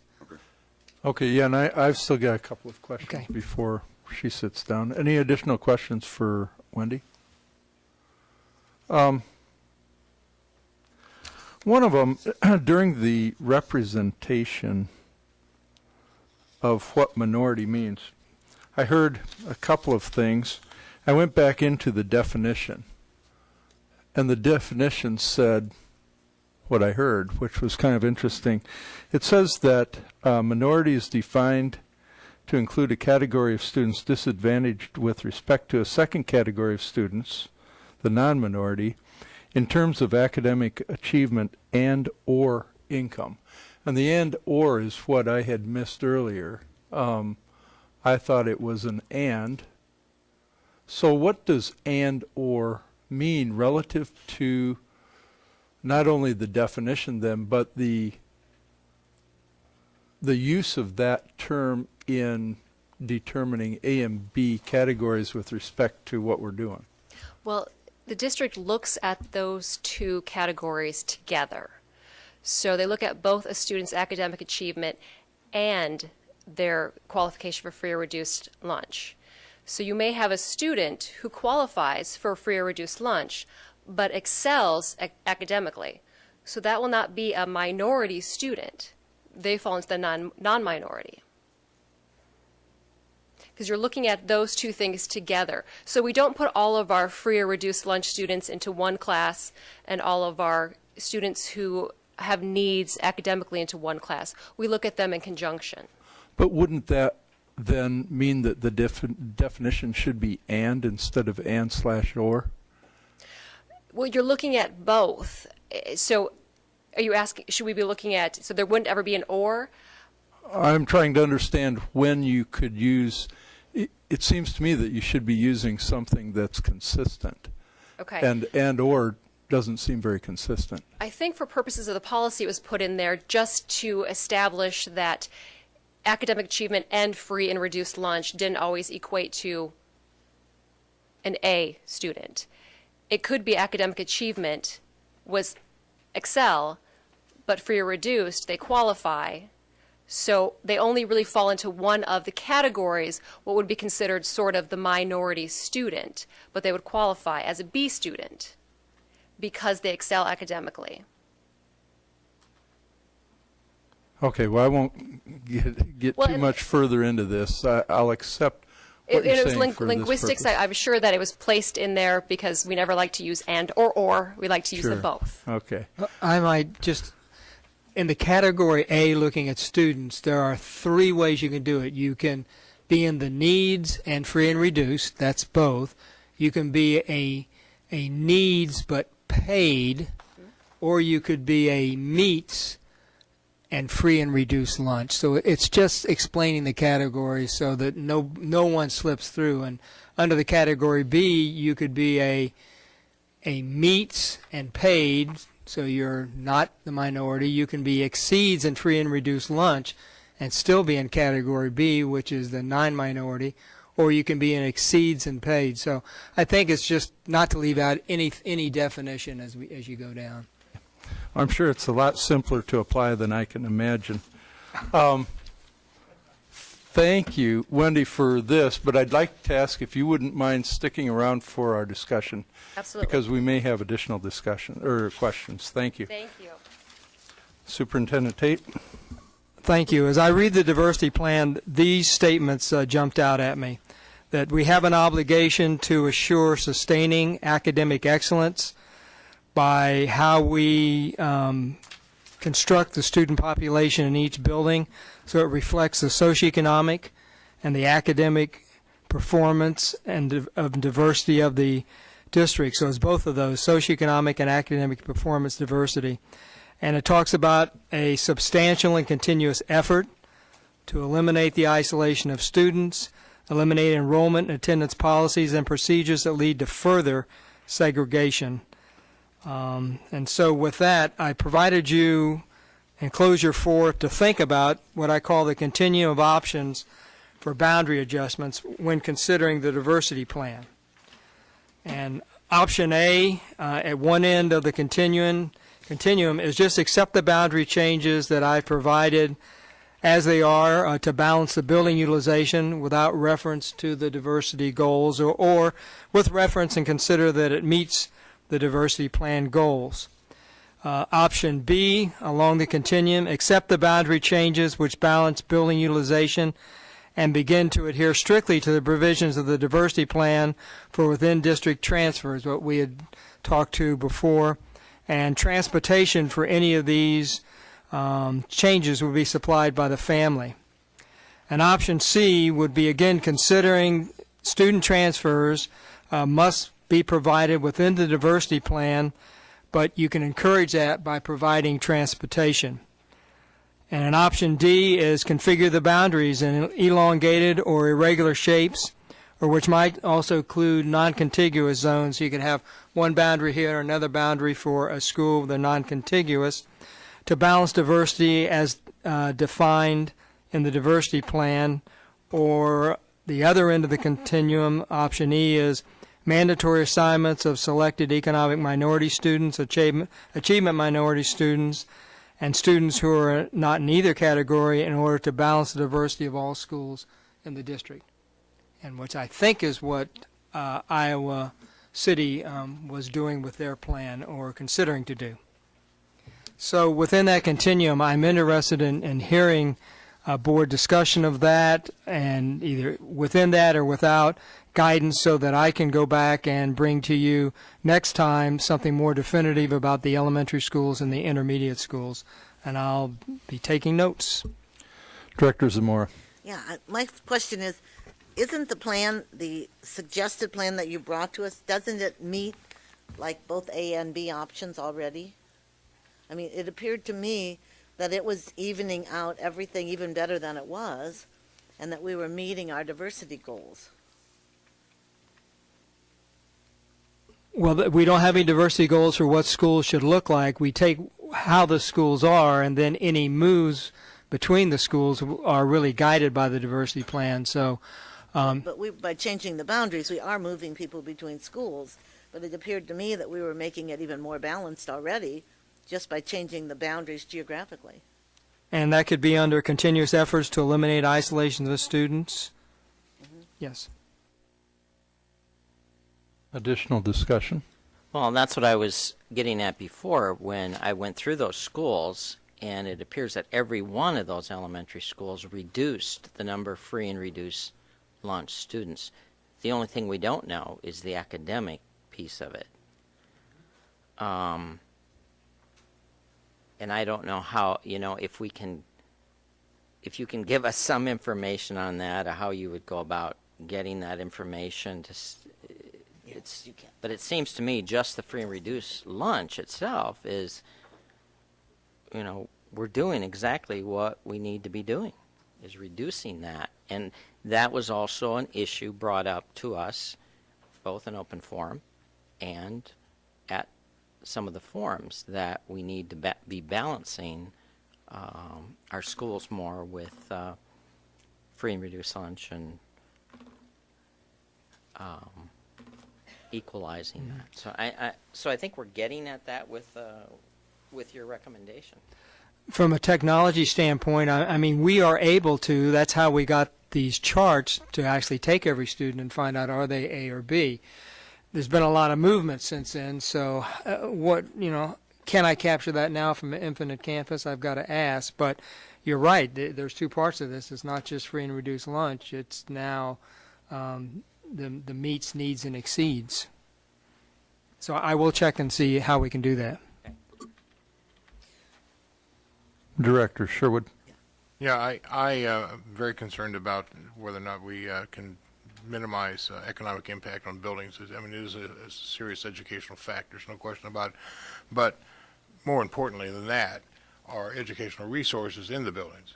Having the finest teachers in high-impact buildings, having the finest leadership in those buildings. We have around this country, infinite examples of high-poverty schools doing exceptionally well with kids. So that comes with resources. So if we divert resources to things like transportation and things like that, I think we're kind of shooting ourselves in the foot. I think the plan you have in place does a modest job of reducing impact on the buildings, but given the level of poverty in the district, I'm not sure you can do a much better job without some kind of forced solution. And I think that's kind of anathema to everybody in this community, probably. So I would suggest maintaining as open a policy as possible, that as long as it doesn't have a high economic impact that's going to detract from our ability to put resources into those buildings. Director Zamora? I forgot. Oh, okay. Is there additional discussion? Director DeFeo. I guess I would say, as it relates to the consideration of this diversity plan and the implications for the boundaries, that we do need to look at it through that total filter and not just the free and reduced numbers. So while those do seem to make some positive gains with the readjustments, I'm not comfortable at this point sanctioning it, and I also think we need to have some conversation about those boundaries in particular, which I'm sure is coming. Oh, I remember now. Yes. I'm done. Okay. All right. Director Zamora? Yeah. Do we have a timeline? Are we hampering you by asking for more information all the time and not helping you to meet your timeline? No, it's our timeline, and we need to make sure this is done right. So, I mean, certainly people want to know what's going to happen in their boundaries, but everything that I've said, and I haven't heard you counter it, that we're going to be doing grandfathering for quite a while, so I don't see it's going to be a precipitous change, so we need to get it right. So certainly I'll look into this. And I would also encourage not just diversity plan issues, if there's other things on the boundary you want me to look at before I come back to you, I'd certainly like to know that tonight also. Director Robertson? So, Dr. Tate, when I asked the question before, you said that you would come back to it when you started talking about the continuance. The question I still have is that when I take a look at the natural feeder system for North, which starts with Harrison and it goes to Woods, and then Wood goes to North High School, can we do that and be in compliance in terms of our diversity plan? I think it's back to your interpretation of are we making substantial and continuous efforts to eliminate isolation of students? I mean, that's the way it is right now. You may change that when we talk about feeder systems and boundaries for high schools, but the diversity plan does not require that we do an average. It just says that if you're going to allow transfers, it must follow this diversity plan. So, but I think you need to decide and tell me how you feel about that, and if there's something more less passive that you'd want me to consider. When we consider that over the course of the next 3 years, when we talk about the amount of money that we have to reduce out of our budget because of the lack of funds, at some point in time, I would think that we need to look at the big picture and say, what is in the best interest of our community in terms of where kids go to school? You know, do we get to the point in time to say that the best use of our resources, because we know X number of kids are going to go to Harrison and X number of kids are going to go to Wood, and then X number of kids are going to go to North High School?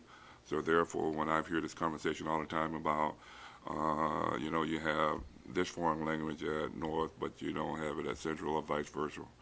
So for me, when it comes down to doing that, I want to be able to make an intelligent decision, because I've heard from a lot of people when they talk about, you know, North High School, and then others come back and they'll talk about Central High School, and then people will talk about West High School.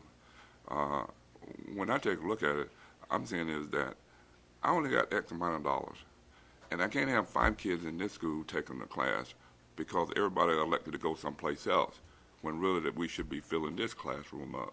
So I want to have enough information so I can say that when I do that, that I'm getting the right thing done. And the other point is that if we talk about having open enrollment for high school, but we're going to say middle school and grade school a pigeonhole, I'm not supportive of that. I think it's just as important, if not more, for kids to have a choice when they go to grade school and middle school, because that's where you're getting your basics. And if you don't learn very well at that point in time, when you go to high school, you're graduating. But if you've learned a lot of the advanced math classes in the middle school and in the grade school, then I think it becomes worthwhile when you go to high school. So I hear this conversation all the time about, you know, kids aren't making decisions about their future. I would hope that their parents and their students are making decisions about their future when they're in grade school and middle school. I know that's where we made decisions about our school kids, is when basically when they came out of grade school into middle school. So for me is that it needs to get down to the point in time to where we don't have kids going to North this year and I got mad with the coach. So now I'm going to go to West. And I don't like that situation. So now I ended up in Central. When I played ball, you either got along with the coach or you didn't play. You didn't have this option. Oh, by the way, there was only one high school. So I didn't have this option of going to all of these different places. And I don't think it makes for very good citizenship that every time a kid gets upset about how she or he was treated in terms of athletics or band, that they say, well, that's okay. I'll just go to another school. Those same people eventually become grown up and have to make decisions later on in life. And if we didn't do a very good job of getting them started on the right path by saying, you know, these are the decisions that you need to make. And I don't think we do that. I think we say that it's okay, go wherever you want to go. And $3 million, $3 million, $3 million. I don't think you can afford to make those types of decisions anymore. And then if you say you have a policy that says that kids can transfer out, that you have to have the same policies for internally, then I think we ought to apply that the way that it should be applied.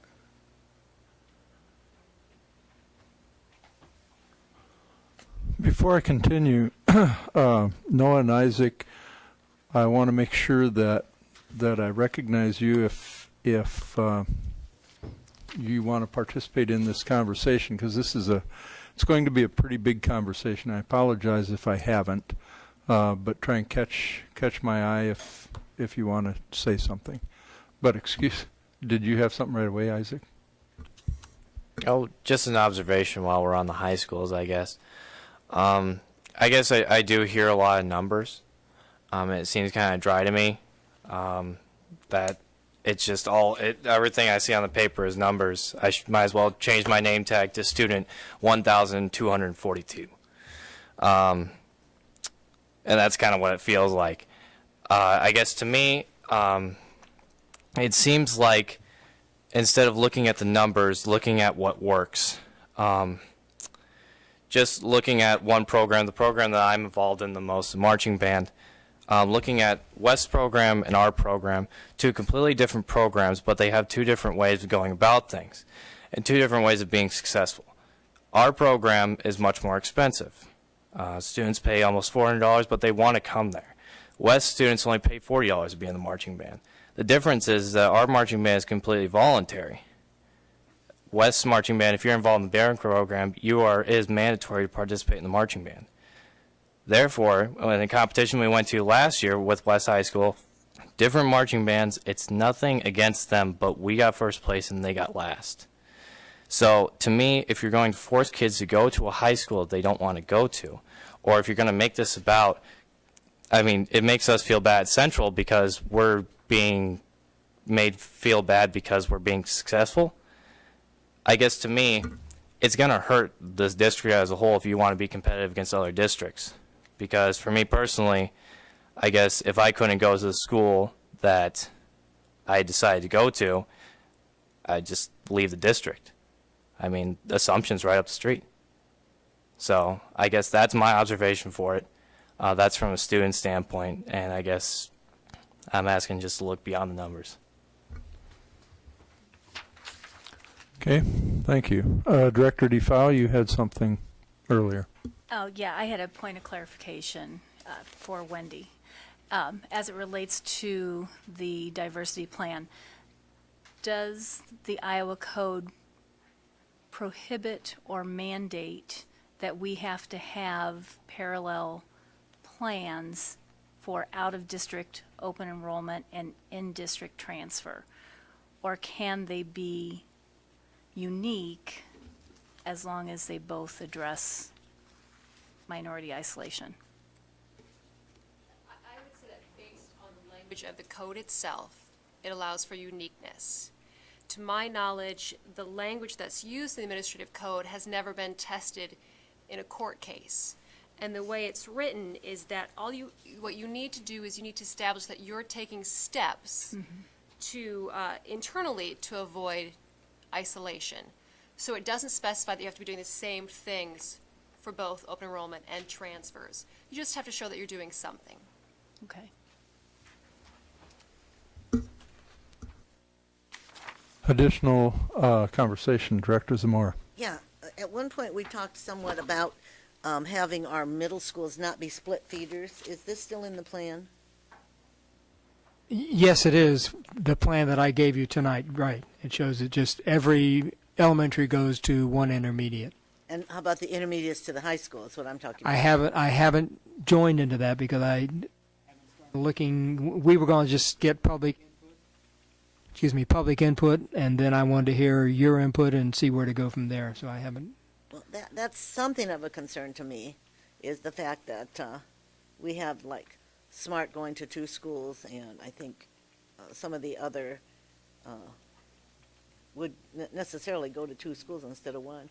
I don't know that it matters, but it's something to look at. Director Sherwood. Yeah, and I would like, if it's possible, some figures on, just for purposes of balancing and reduced, what it would cost the district if we provided transportation. I mean, I can't imagine that there are probably a lot of kids, so I'm not sure what system you would use or how that would be done, but I would like to know if there's what that would cost us. Director Sherwood, I don't even understand. Director Sherwood, can you clarify that? When you say what would it cost to address it, what are you getting at? One of our proposals is not funding transportation, allowing parents to do transportation. Another one is funding transportation for kids to enroll out of a particular school. I want to know what we're talking about. Superintendent Tate, do you understand the question enough, and do you have a way to? I understand the question. We're Okay. talking about student transfers will only be approved to provide to follow the diversity plan, but we would say if you wanted to transfer, we'll give you transportation. I don't know how many students would take us up on that, so I could possibly make some assumptions and tell us, okay, what if we had, and we have to realize it's going to perhaps be across the spectrum, so it's not all going to be from one school to another. I could give you some for instances. Yeah. Additional conversation, Director Crumwoody. I just want to go back to where we started with this whole conversation with boundaries and some of the things that I heard during the open forums. We've been, as a board, negligent in revisiting this whole boundary thing. If I understood the policy correctly, we're supposed to revisit this like every 5 years, which, since I've been on the board, we haven't done that. So I think, as a board, we need to keep that in mind, because I think we're going to continue to see population shifts in this district, and so we have to continually keep an eye on what's going on in our schools. And we have started out the conversation with the elementary schools, and we have 3 elementary schools that are extremely overcrowded, and that's a huge issue. And I've heard it from some board members here. We have Harrison, we have Garfield, and we have Washington that started this whole conversation with the elementaries, and that we have to equal that out and reduce that number. And so I would hope that that's our number one issue on this whole boundary conversation. The elementary schools taking care of those facilities that are so overcrowded, and we heard it again in open forums, and here I think we heard it again tonight. We have situations where we don't have equity in our elementary schools. We have kids without computer labs. We have kids without some of the other resources that other kids have in this district, and that's not right. So we need to, I think, first take a look at that and get that taken care of. The other thing I want to say about the elementary, middle school, and high school boundaries, I think, as a former educator, elementary schools in this district, except for 2, have the same curriculum. Kids don't have choices. You can't opt into math or science or reading or other language arts. You all have the same. And I would hope as a board we would say all of our elementary schools have the same curriculum and a good curriculum. We have 2 exceptions, Jefferson and Madison. So I think we need to keep that in mind. We need to keep those elementaries as high priority, get that issue dealt with first, and then take a look at the secondary, because that's an issue that is really impacting our students. So I would hope that whatever we do and whatever direction we give Dr. Tate, that that's the #1 priority. I think most of the, and I didn't get to all the forms, but much of the form information had to do with the high schools. And we did not have too much input about those 3 elementary schools, except for 1. And I think that, those folks, as one member said in an open forum, they're not coming forward. But it's our responsibility to come forward for those folks and take care of that issue. So I would hope that's our #1 issue. That's the direction I'd like to give our superintendent. Let's take care of that. The feeder system situation, I'm not clear, Dr. Tate, I understand that. I've gone through, and I think Director Zamora asked that question tonight.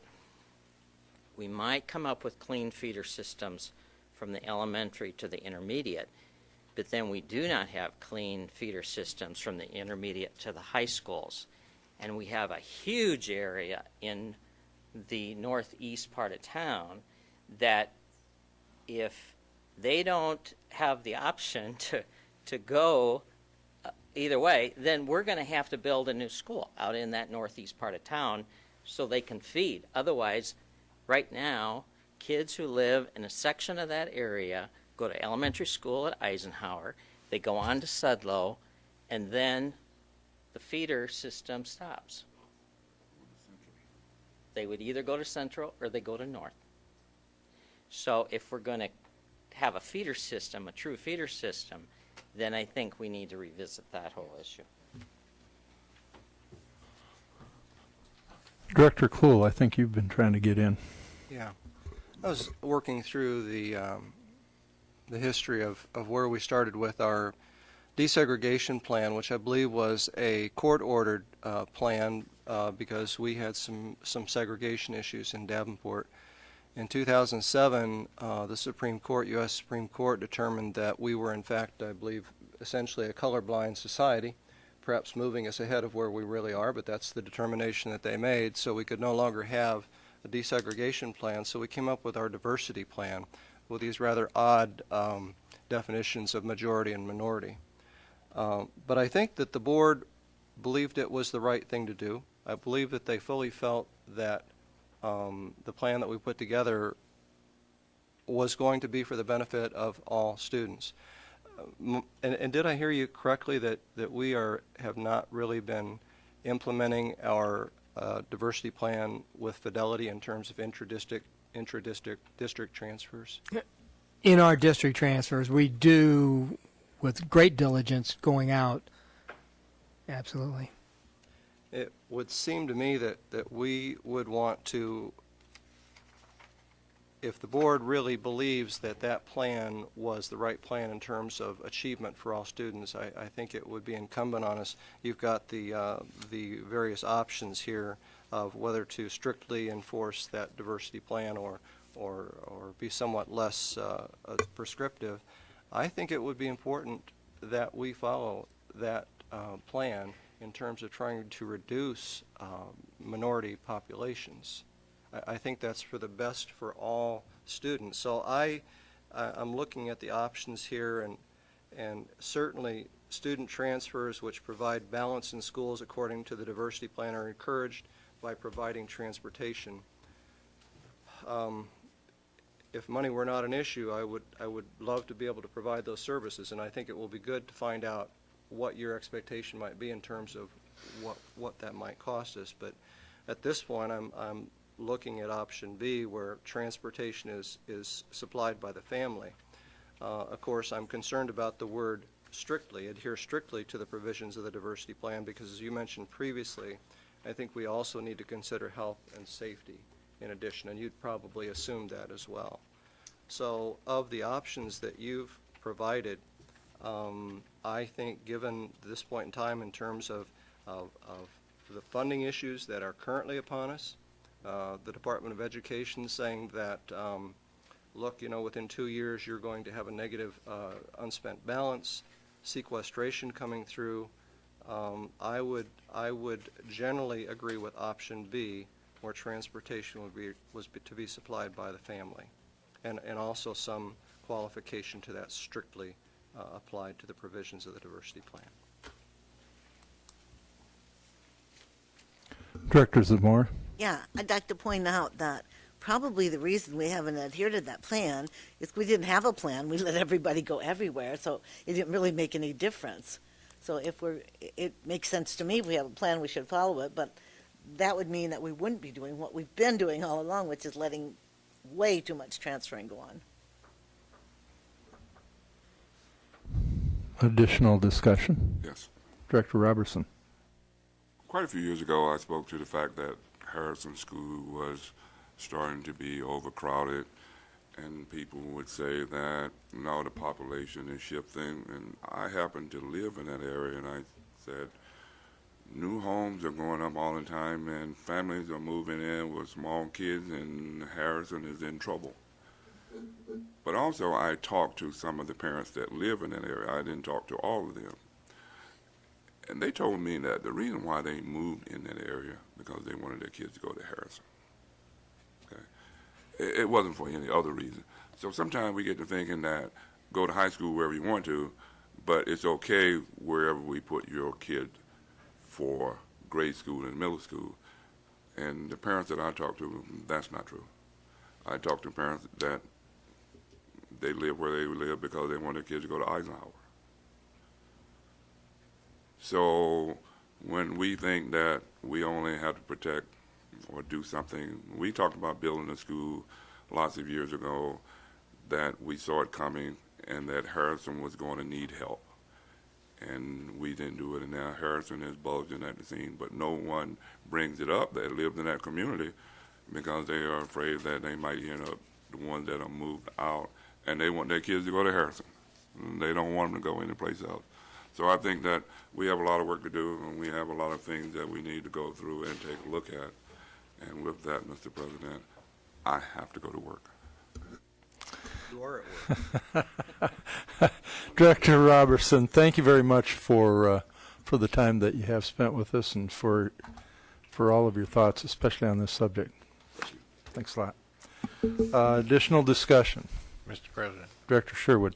I just want to make sure that I think we all agree with what Ken said. I mean, the overcrowding issue is number one far and away, and that's got to be taken care of. I'm just not sure how you do that, Ken, without doing some of these other things, that the ripple starts, and then you got to take care of these other things before you can take care of that thing, it seems to me. And another point I want to make, because we're talking a lot about low-income kids and that kind of stuff, and it almost sounds like there's some kind of a handicap for us in the district. And I want to make it very clear, that's not the case at all. But with poverty, you get some issues of accessibility and opportunity. And so the higher the concentration of poverty, the less the amount of opportunity you have. And so that's why we try to reduce the amount of poverty in the building, so the kids have a balance of opportunity. So the kids are going to school. If you're a poor kid, like I was when I was growing up, I get to go to school with somebody who has some of these extra things, and from them I can learn, and I can have opportunities through them, and there's a lot of positives. So that's why we try to reduce these numbers. It's not because there's inherent problem with being poor or with poor kids. And once again, I want to restate that my biggest concern is that we put the resources in those buildings where poor kids can flower, and Madison School is a perfect example of that happening. I think, from my point of view, probably one of the best schools in the state, and high poverty school, and doing wonderful stuff. So, but I'm 100% behind what Ken says. If there's a way to fast track getting these things, these classrooms less crowded, these buildings, like getting that library back in use at Washington as a library, we should do that. That should be our top priority. Additional discussion. Director DeFau. At the onset of this conversation, way back in December, it was my recommendation at the time that the superintendent bring forward his recommendations in 3 separate proposals. And the reason for that was very deliberate, and it was because I questioned whether or not the conversation about high school transfer would even get to the public for discussion if it wasn't its own separate piece of the equation. And I was glad that the board affirmed that process and gave us the opportunity to go to the public and have that conversation. That being said, I do not know how we look at boundaries and enrollment in vacuums. To talk about a feeder system that suddenly ends at the intermediate level doesn't make sense. We've heard from a variety of teachers, athletic directors, and others about how the open transfer policy is creating a burden for our schools. And we do know that a full 20% of North's potential enrollment open enrolls to another high school in the district, predominantly Central.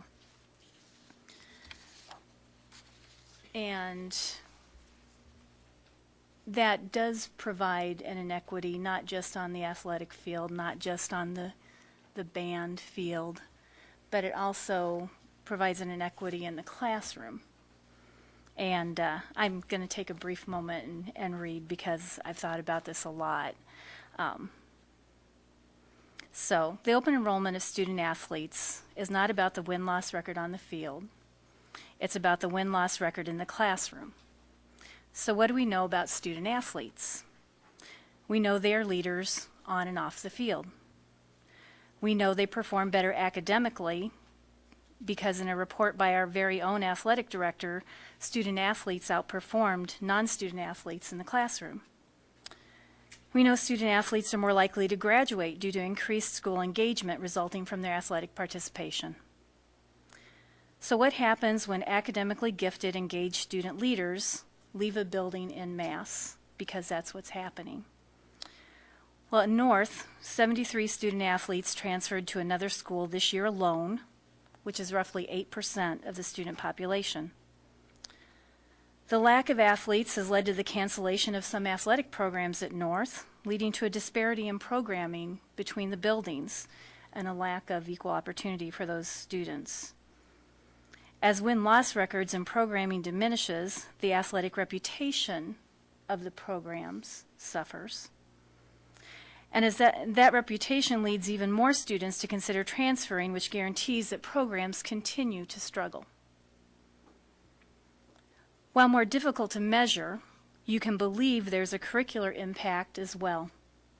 Less student enrollment results in fewer teachers assigned to the building, fewer sections of classes resulting in scheduling challenges for our students, fewer students in AP classes, and fewer building resources as site budgets are based on student enrollment. We cannot delude ourselves that open enrollment does not have a profound and real impact on educational opportunities for students at North High School and throughout the district. There has to be more to this conversation than, if you don't do what I want, I will leave.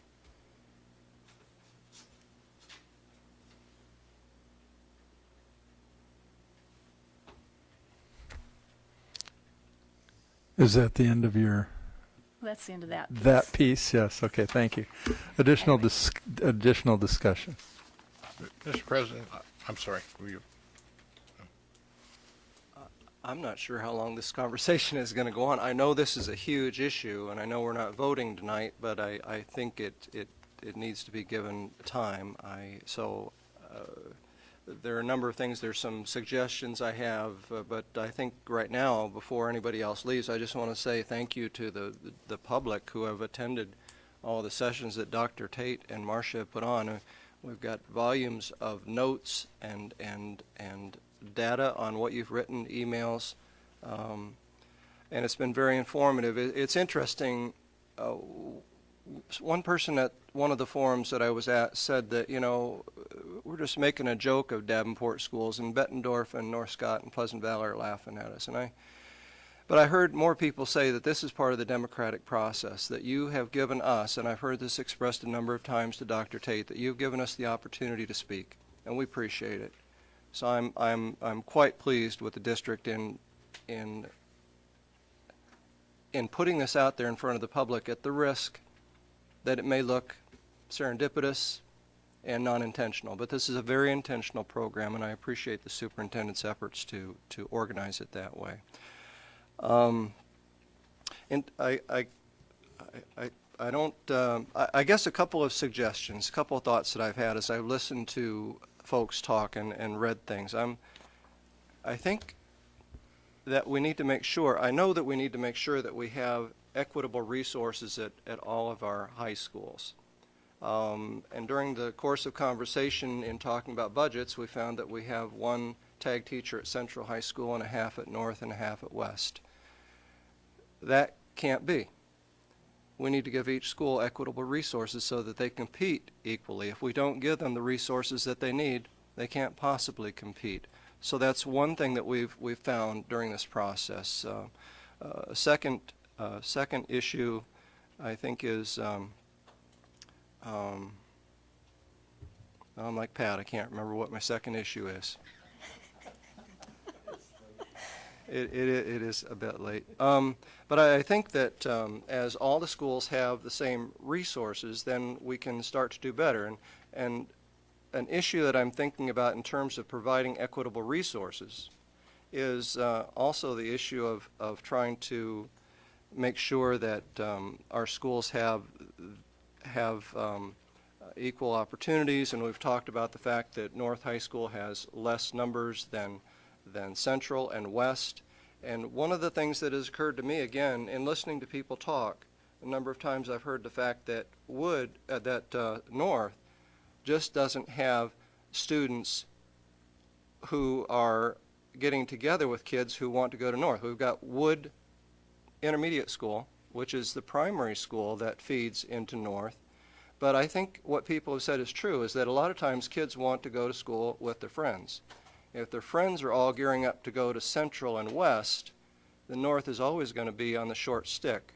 So that's something I've been thinking about, and I don't know exactly what to do. Perhaps we need to work with Williams to get the North program, the spirit in there. I'm not sure, but that's something I've been thinking about quite a bit recently. So I think that there are ways that we can provide equity for all of our schools so that they can compete equally, because I believe that all of our schools are great schools, and I've heard that any number of times, during the session, and not everybody feels that way, but I know it to be true. But we need to continue to make sure that our schools have equitable opportunities to be schools of distinction in a district of distinction. Director Sherwood. Yeah, and some similar thoughts about what we were talking about. It came out really clearly. A couple of things I changed my mind on. I changed my mind on Americana Park. Americana Park, that's not it. What's the Goose Creek? Kimberly Village. Thank you. They convinced me that they have a community there, a really strong community that's very supportive of North High School. And I think if there's a way that we can avoid breaking that community up, and previously I'd argued that there was kids out of that school, and we made a commitment years ago to them. I don't think that commitment really holds. I still don't think so. But strategically, that's a vibrant, dynamic group of people that are strong strong supporters of North, and I think we would be mistaken to break that group up. I think that they should continue to be focused in North High School and give them the kind of support that we heard at those meetings. And similar to what Rich is talking about, wherever we can focus kids so that they can have exposure before they get to the high school level to North, we should do that. And so there was a continuous expression of concern about putting kids in Wayne because they were going to most likely be sucked over to West. And I think we ought to think about how we might be able to ameliorate that as well. At the same time, I think just to be right to the front of all you folks, I still have a change my mind in the transfer policy of high school. I still support choices of those. And I think for a lot of reasons, a number of which I think that the kids deserve a right to where they can go there. My kids had that option. They had a shot option to go to, this young man said, the option to go to Central, the option of going to Assumption. Those were our two things. We live in the Central District. But we went and visited those schools and made choices. Half of my kids' friends went to Assumption and the other half went to Central. And our experience at Central was stellar. And the problem of people leaving the district if they're not able to enroll in Central is a very real situation. And that's the financial thing. Maybe over time that will be corrected, but I don't see myself supporting that. Director DeFile. And given the fact that there is no clear direction, I don't believe at this point, as it relates to high school boundaries and open enrollment, I would strongly urge the superintendent to find another way to relieve the enrollment problems at Harrison. Because if you are in fact, or if we in fact are not going to give North the resources it needs to have a sustainable enrollment, then we sure as heck cannot take another pocket of 100 kids and put them in a position where they are not going to want to come back to North because they've gone to Adams and Williams. That is, I will refrain from saying what I think that is, but that is not acceptable, shall I say. There are other ways to alleviate the enrollment at Harrison and leave those students in buildings that would still feed Wood by shifting population to Fillmore, Truman, or Buchanan. At the very least, we owe that much to North. And as it relates to exposing students to more of the opportunities that are happening at North, let me assure you that Mr. Chelf has been doing that. He has been reaching out to Sudlow and to Williams. I know that there were Sudlow and Williams nights at our basketball games at North, and I know that there's been some conversation about getting some student ambassadors to Sudlow, just as there are student ambassadors from North that go to Wood once a month and share what's going on there. I don't think it's enough to stay the status quo. I truly don't. I think that it behooves us to look at the big picture and what's in the educational best interest of all kids. And, those students, and I particularly reference to North because that's where the bleeding is occurring, and it is nothing short of bleeding. 20% of that population. And I do think, Director Sherwood, that you're an anomaly. You visited both schools. You went, you evaluated, you talked to the teachers, you talked to the principal, you made a decision. You're an anomaly. I know that from experience. And if we look at the data we've received as it relates to programs and students transferring to buildings for a specific program, less than 100 students this year, actually, and I've got it written down, but for another night, 13 at West, 20 at North, 26 at Central, specified that they requested a transfer for a specific program. And that is when you do have to take out ROTC at West is like 123. That puts that number up to 123, but it's 13 when you take the ROTC program out. So students are not transferring for ProStart or Project Lead the Way, or those, at least not in a significant level. Should they have that option? Of course. Of course. But I don't know that that becomes the rule by which we establish our policy. We can accommodate 70 children.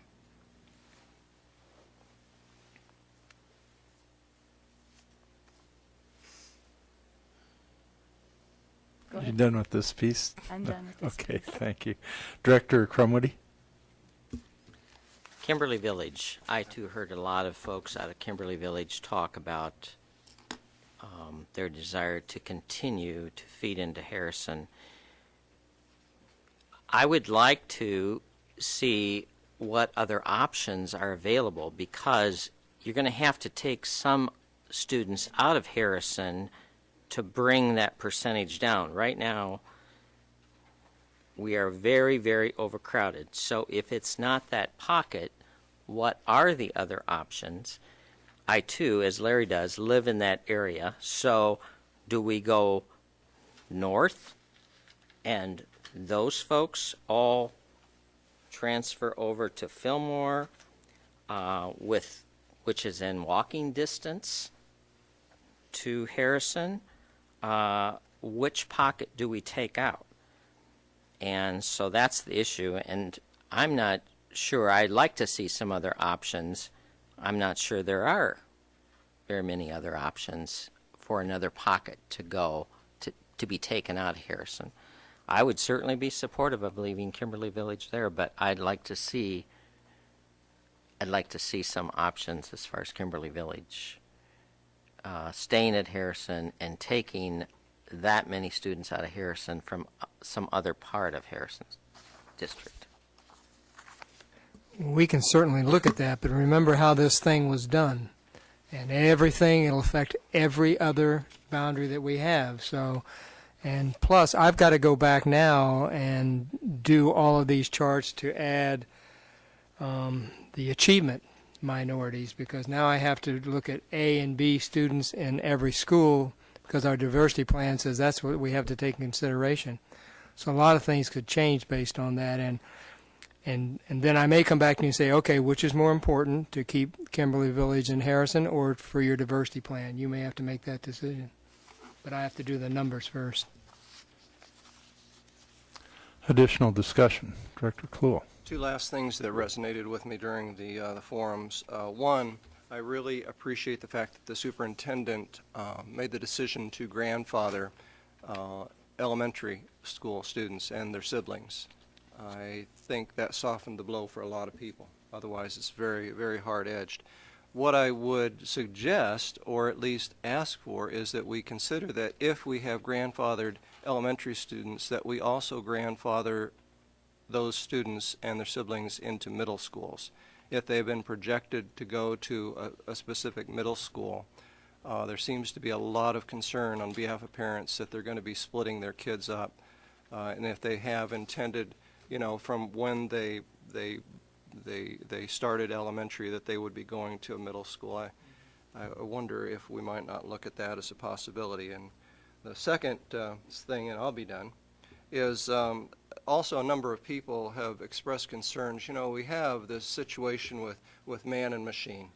And we've got these GIS programs now, and I know Dr. Tate and Mr. Martin have worked a great deal to try to make sure that we're equitable in terms of distribution with those maps. But we have had a number of people that have found themselves on the line in the GIS program, and those are real people that may have to go farther to school than they are currently.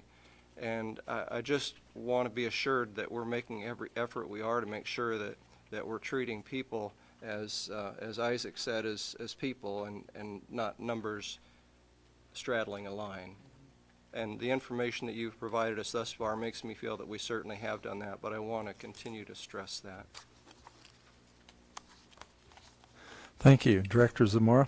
Yeah, I just would point out that if we keep grandfathering and grandfathering, why bother to do anything at all? Because if we're supposed to look at it in 5 more years, it'll be 5 more years before the grandfathering's even over. So we have to call a halt somewhere. I can remember a time when we lived on Adams Street and our kids went to Garfield School, which was just walking across the park. They opened Eisenhower and transferred us to Eisenhower, where they had to take a bus because they couldn't possibly walk. And then after a few years, they transferred us back to Garfield. My kids lived through it just fine. They really did. They all did real good. Director Sherwood? Yeah, and somewhat along the same lines, I think that I support the grandfathering idea, but I think that there ought to be a heart-to-heart conversation with the families in those schools and for people to voluntarily make these moves with the understanding that it really will benefit their children because they'll come into schools that have lower census, and it'll benefit the kids that are still there. If they leave a sibling in that school, that kid still benefits too. This is not a tenable situation. We've got to find a way to change this as rapidly as possible. So we need to aggressively pursue folks that will voluntarily make those changes. Anything else? Well, I haven't said anything yet. I've got a few things to say. Earlier in your representation of what happened with A and B schools relative to the way that they kind of fell based on the original plan, you suggested that in a passive manner we kind of accomplished our goal with respect to diversity. And and I thought, yeah. And the only problem with that is that should it be intentional? And I don't know about being strictly adhering to it, but I think that there should be some intentionality behind what we're doing, and not that it just happened to work out. And I don't know how to articulate that exactly, but you understand what I'm saying.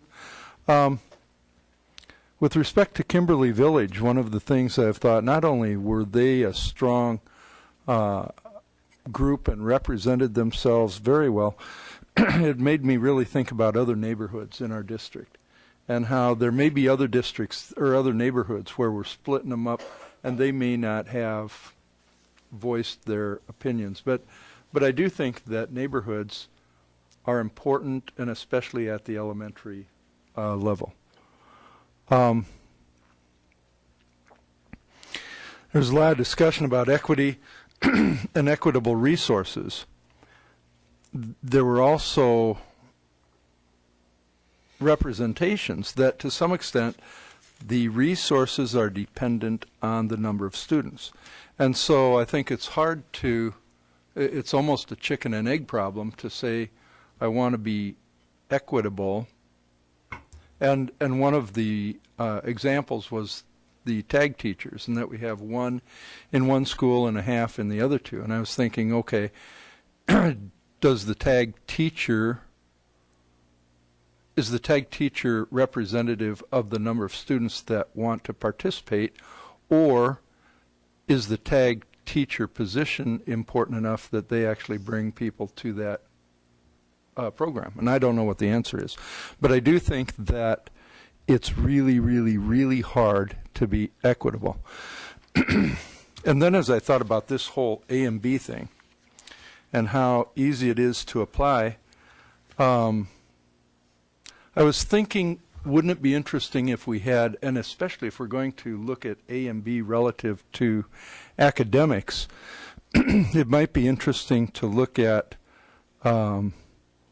a type, and I'm not quite proposing this to the board, it just kind of went through my head, but that if we had a minority or majority designation relative to academics as it applied to school, meaning if we were going to distribute kids based on where they fell on that kind of continuum as opposed to a diversity continuum. Whether that's reasonable or not, I don't know, but it's an idea.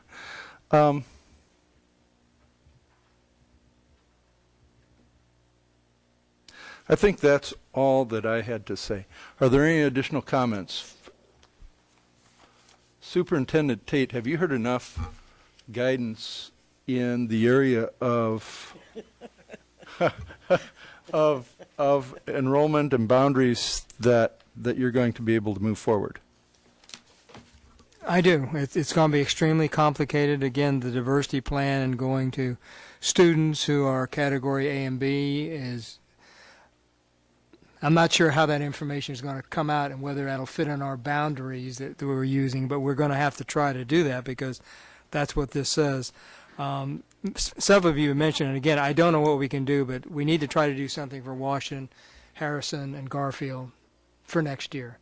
I don't know how to do that, but I feel an obligation to try that. And the other is when we're talking about transfer policies, health, safety, the diversity plan, but also we have to look at the utilization of the building, the percent of utilization, because that's where this thing started. We also, when we're doing that, we have to preserve. We know people are going to move in. We never want to have someone move into a neighborhood and ship them off to another school, so we have to also make sure we save enough slots to do that, and we have to watch our class size policy. So there's many things. It's just not those three. We have to also consider those sort of things. But I hope you'll join with me to say we're going to have a stricter transfer policy, because we just need to capture that. And I'll get to work on this and see what I can come back with. I'm gathering you want me to come back with a comprehensive from elementary through high school recommendation. I believe that's correct. And the board in that earlier meeting in December did ask for three separate proposals, but I think they're integrated somehow. The boundaries still be separate, but just bring it all at one time. Yep. Okay, is there anything else on this subject before we move on?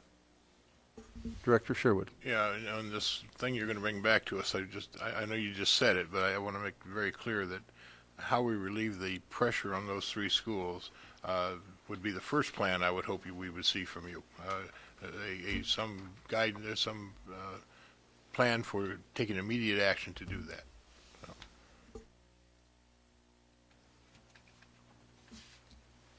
Anyone else? Okay, well, thank you for that discussion. We'll move on to administrative reports. Can Wendy go? Yes, Wendy, we thank you very much for your time and your advice. Administrative reports, Superintendent Tate? No, sir. Are there any board reports or requests?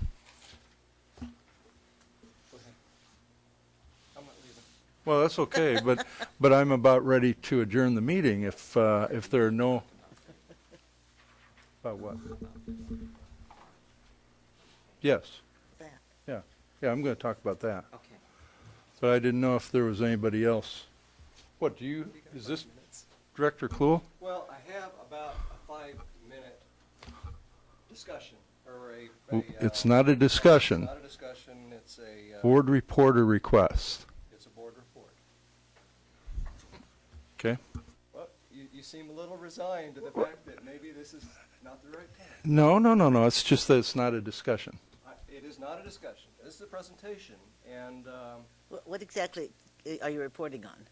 Well, are we a little jumpy or what? No, I'm not I want to know so I can think ahead. Oh, okay. I was actually going to tell you what it's about, but between the president and you, I haven't had the opportunity. Go for it.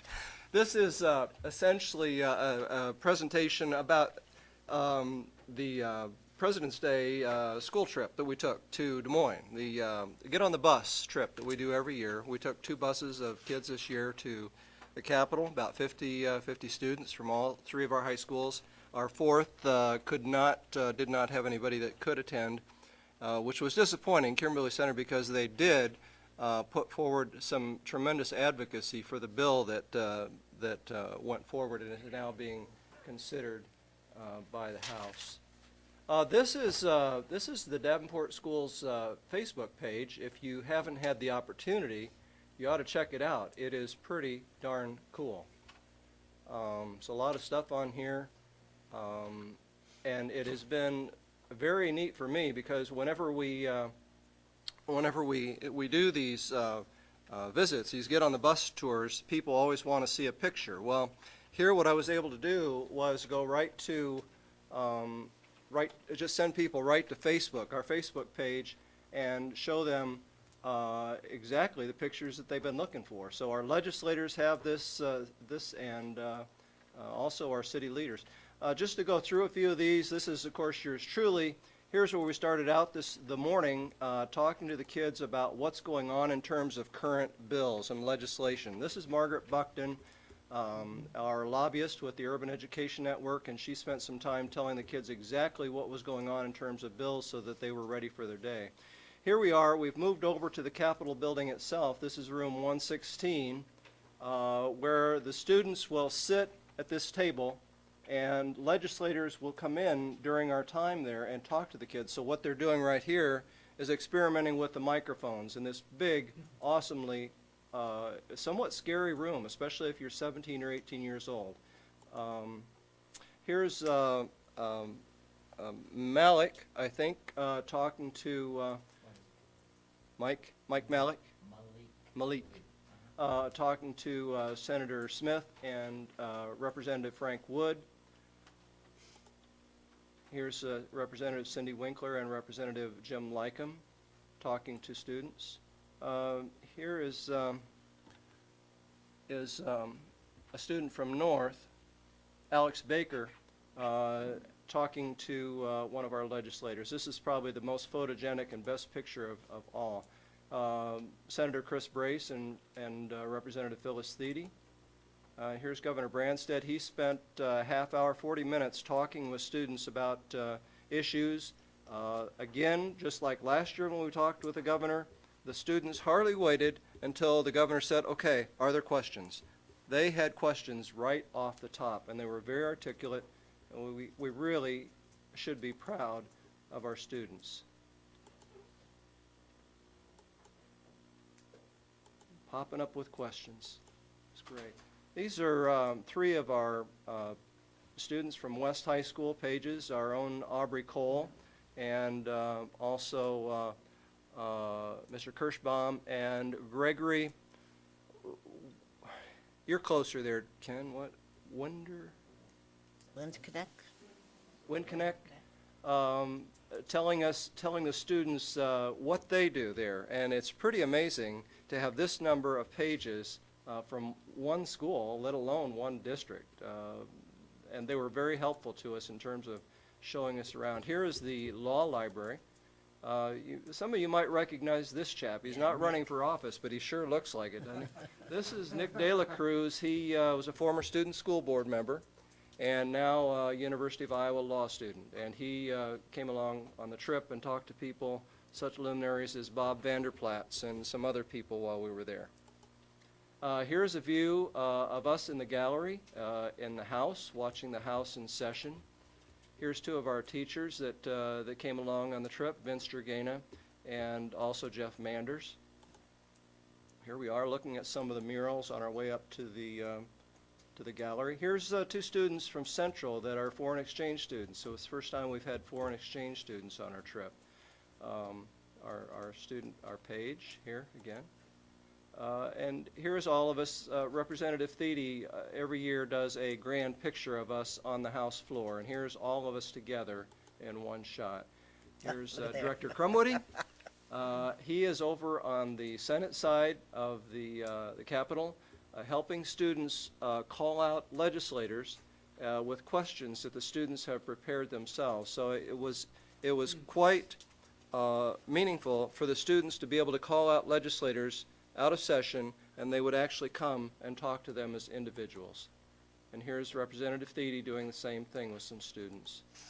Here's Senator Robbie Smith and a West student. And here's Representative Frank Wood with a number of students talking about, I believe we were talking about arts. These two gentlemen here are quite into the arts, and we're talking with him about arts in our schools. And so that's our little tour of the Capitol on President's Day. Here's all of us gathered together outside with our Davenport school buses in front of the Capitol, our Get on the Bus Day 2013. Thanks for listening, and Very It was a lot of worthwhile. fun. Very Thank you. worthwhile. But did either of those guys go? Did either one of you go? I'm afraid I had a conflict, so I couldn't, but I would have liked to. Did any of our student board members get to go? We didn't have any student school board members on this trip. Yeah, Okay, very good. I like that. thank you. That's a new way of presenting it. I like it. You know, it's technology. And just add on to this, one other meeting that I went to last Saturday, it was an Ed Camp meeting over at Bettendorf High School. And it was mostly teachers, principals, superintendents. Theron was there. But it was a meeting to talk about great things and how to do education right and thinking out of the box. But the thing that really caught me by surprise, and I want to share this with the board, is how out of the water I felt. Because I went there with my little stenographer's notebook to take notes and try to keep up with what was going on. And I knew that there was no agenda beforehand. They were going to set the agenda in the first 20 minutes of the meeting. Well, lo and behold, everybody there was wired.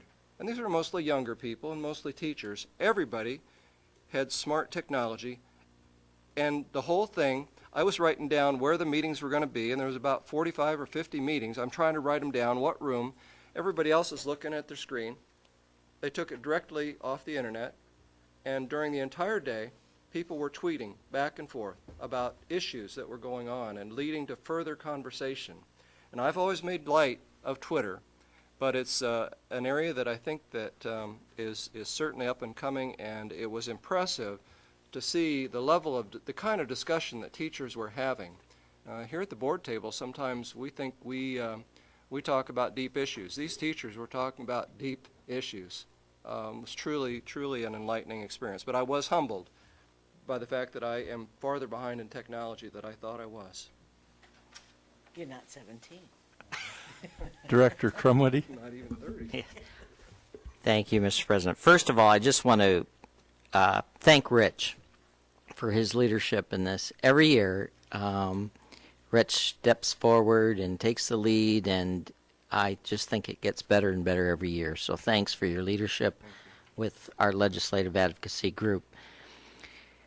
You know, I think this is my fourth or fifth trip, I can't remember, but every year that I've been on this trip, I just get more and more impressed with our Davenport students and how they articulate their concerns to legislators.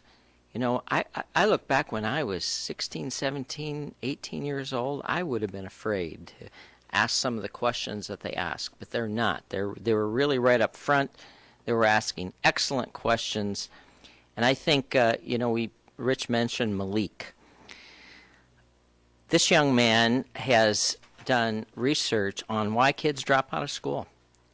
And so he was actually teaching legislators, which I thought was just so much fun, about why kids drop out of school. And Frank Wood said, well, Malik, what's the number one reason why kids drop out of school?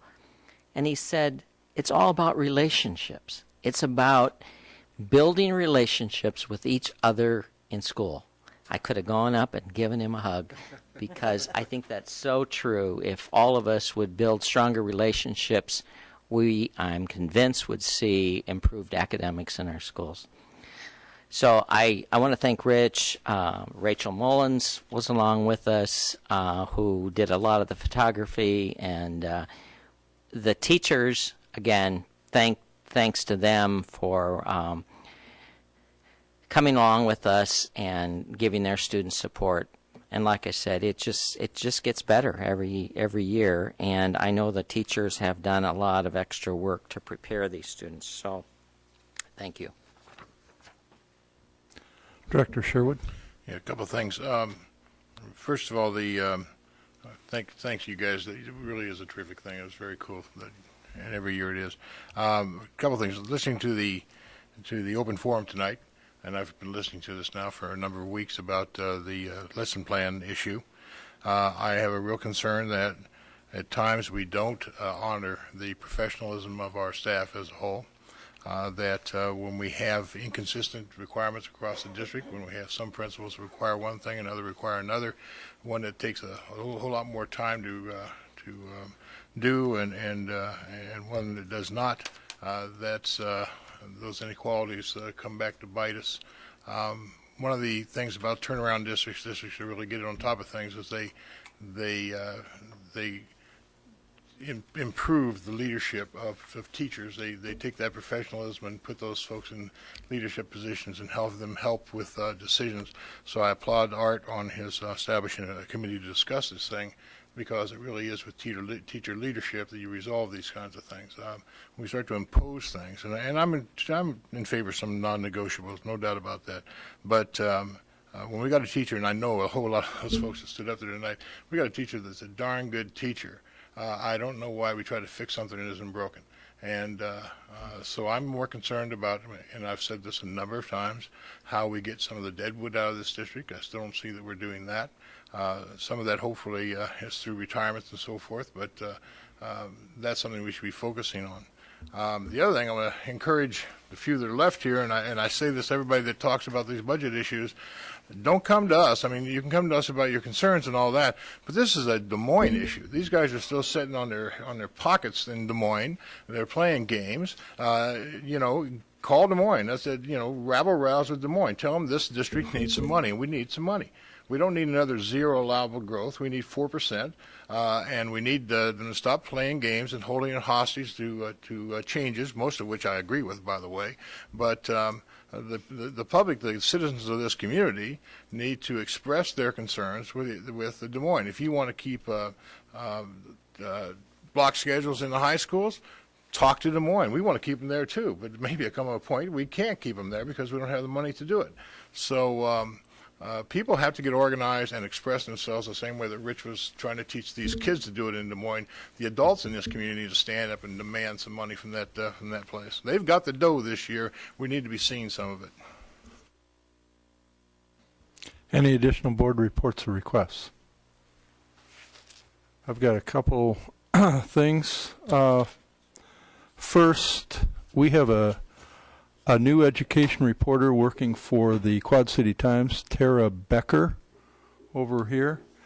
And Tara, I don't know, it sounds like you probably haven't been here very long, but appreciate you being here. Thank you very much. I wanted to say thank you to Director Kluhl for the board report, and it was worthy of a presentation. So maybe sometime we can have a presentation on that as well. This past week, I had the opportunity to attend the Project Lead the Way ribbon cutting, and I have to say that was just astounding. The level of support shown by the community, the magnificent kids that were there were just amazing ambassadors and fantastic creative students, and I wanted to thank the superintendent and Jason Franzenberg. I think Jason has been a key component of that for as long as I can remember, and I know a lot of other people who have helped along the way, but I think the whole program is just astounding, and some of the additional ideas that they were representing to me as well. We also I have had 4 board members tell me that they're planning on going to ProStart, which is on March 11th, which is a day that we have a regularly scheduled meeting at 7. ProStart starts at 5:30. And there's a 7:15 program, and our board meeting starts at 7 o'clock.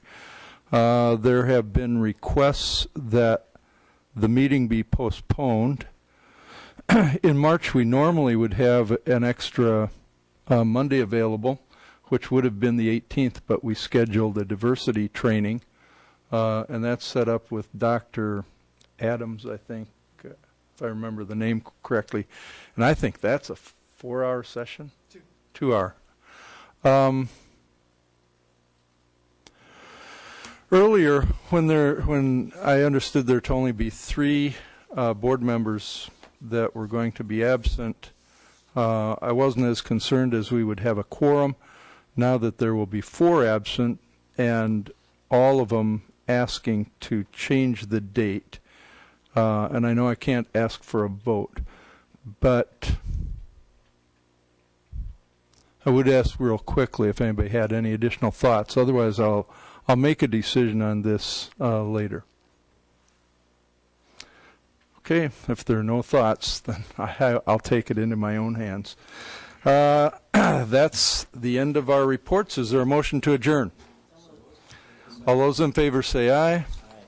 This meeting is adjourned.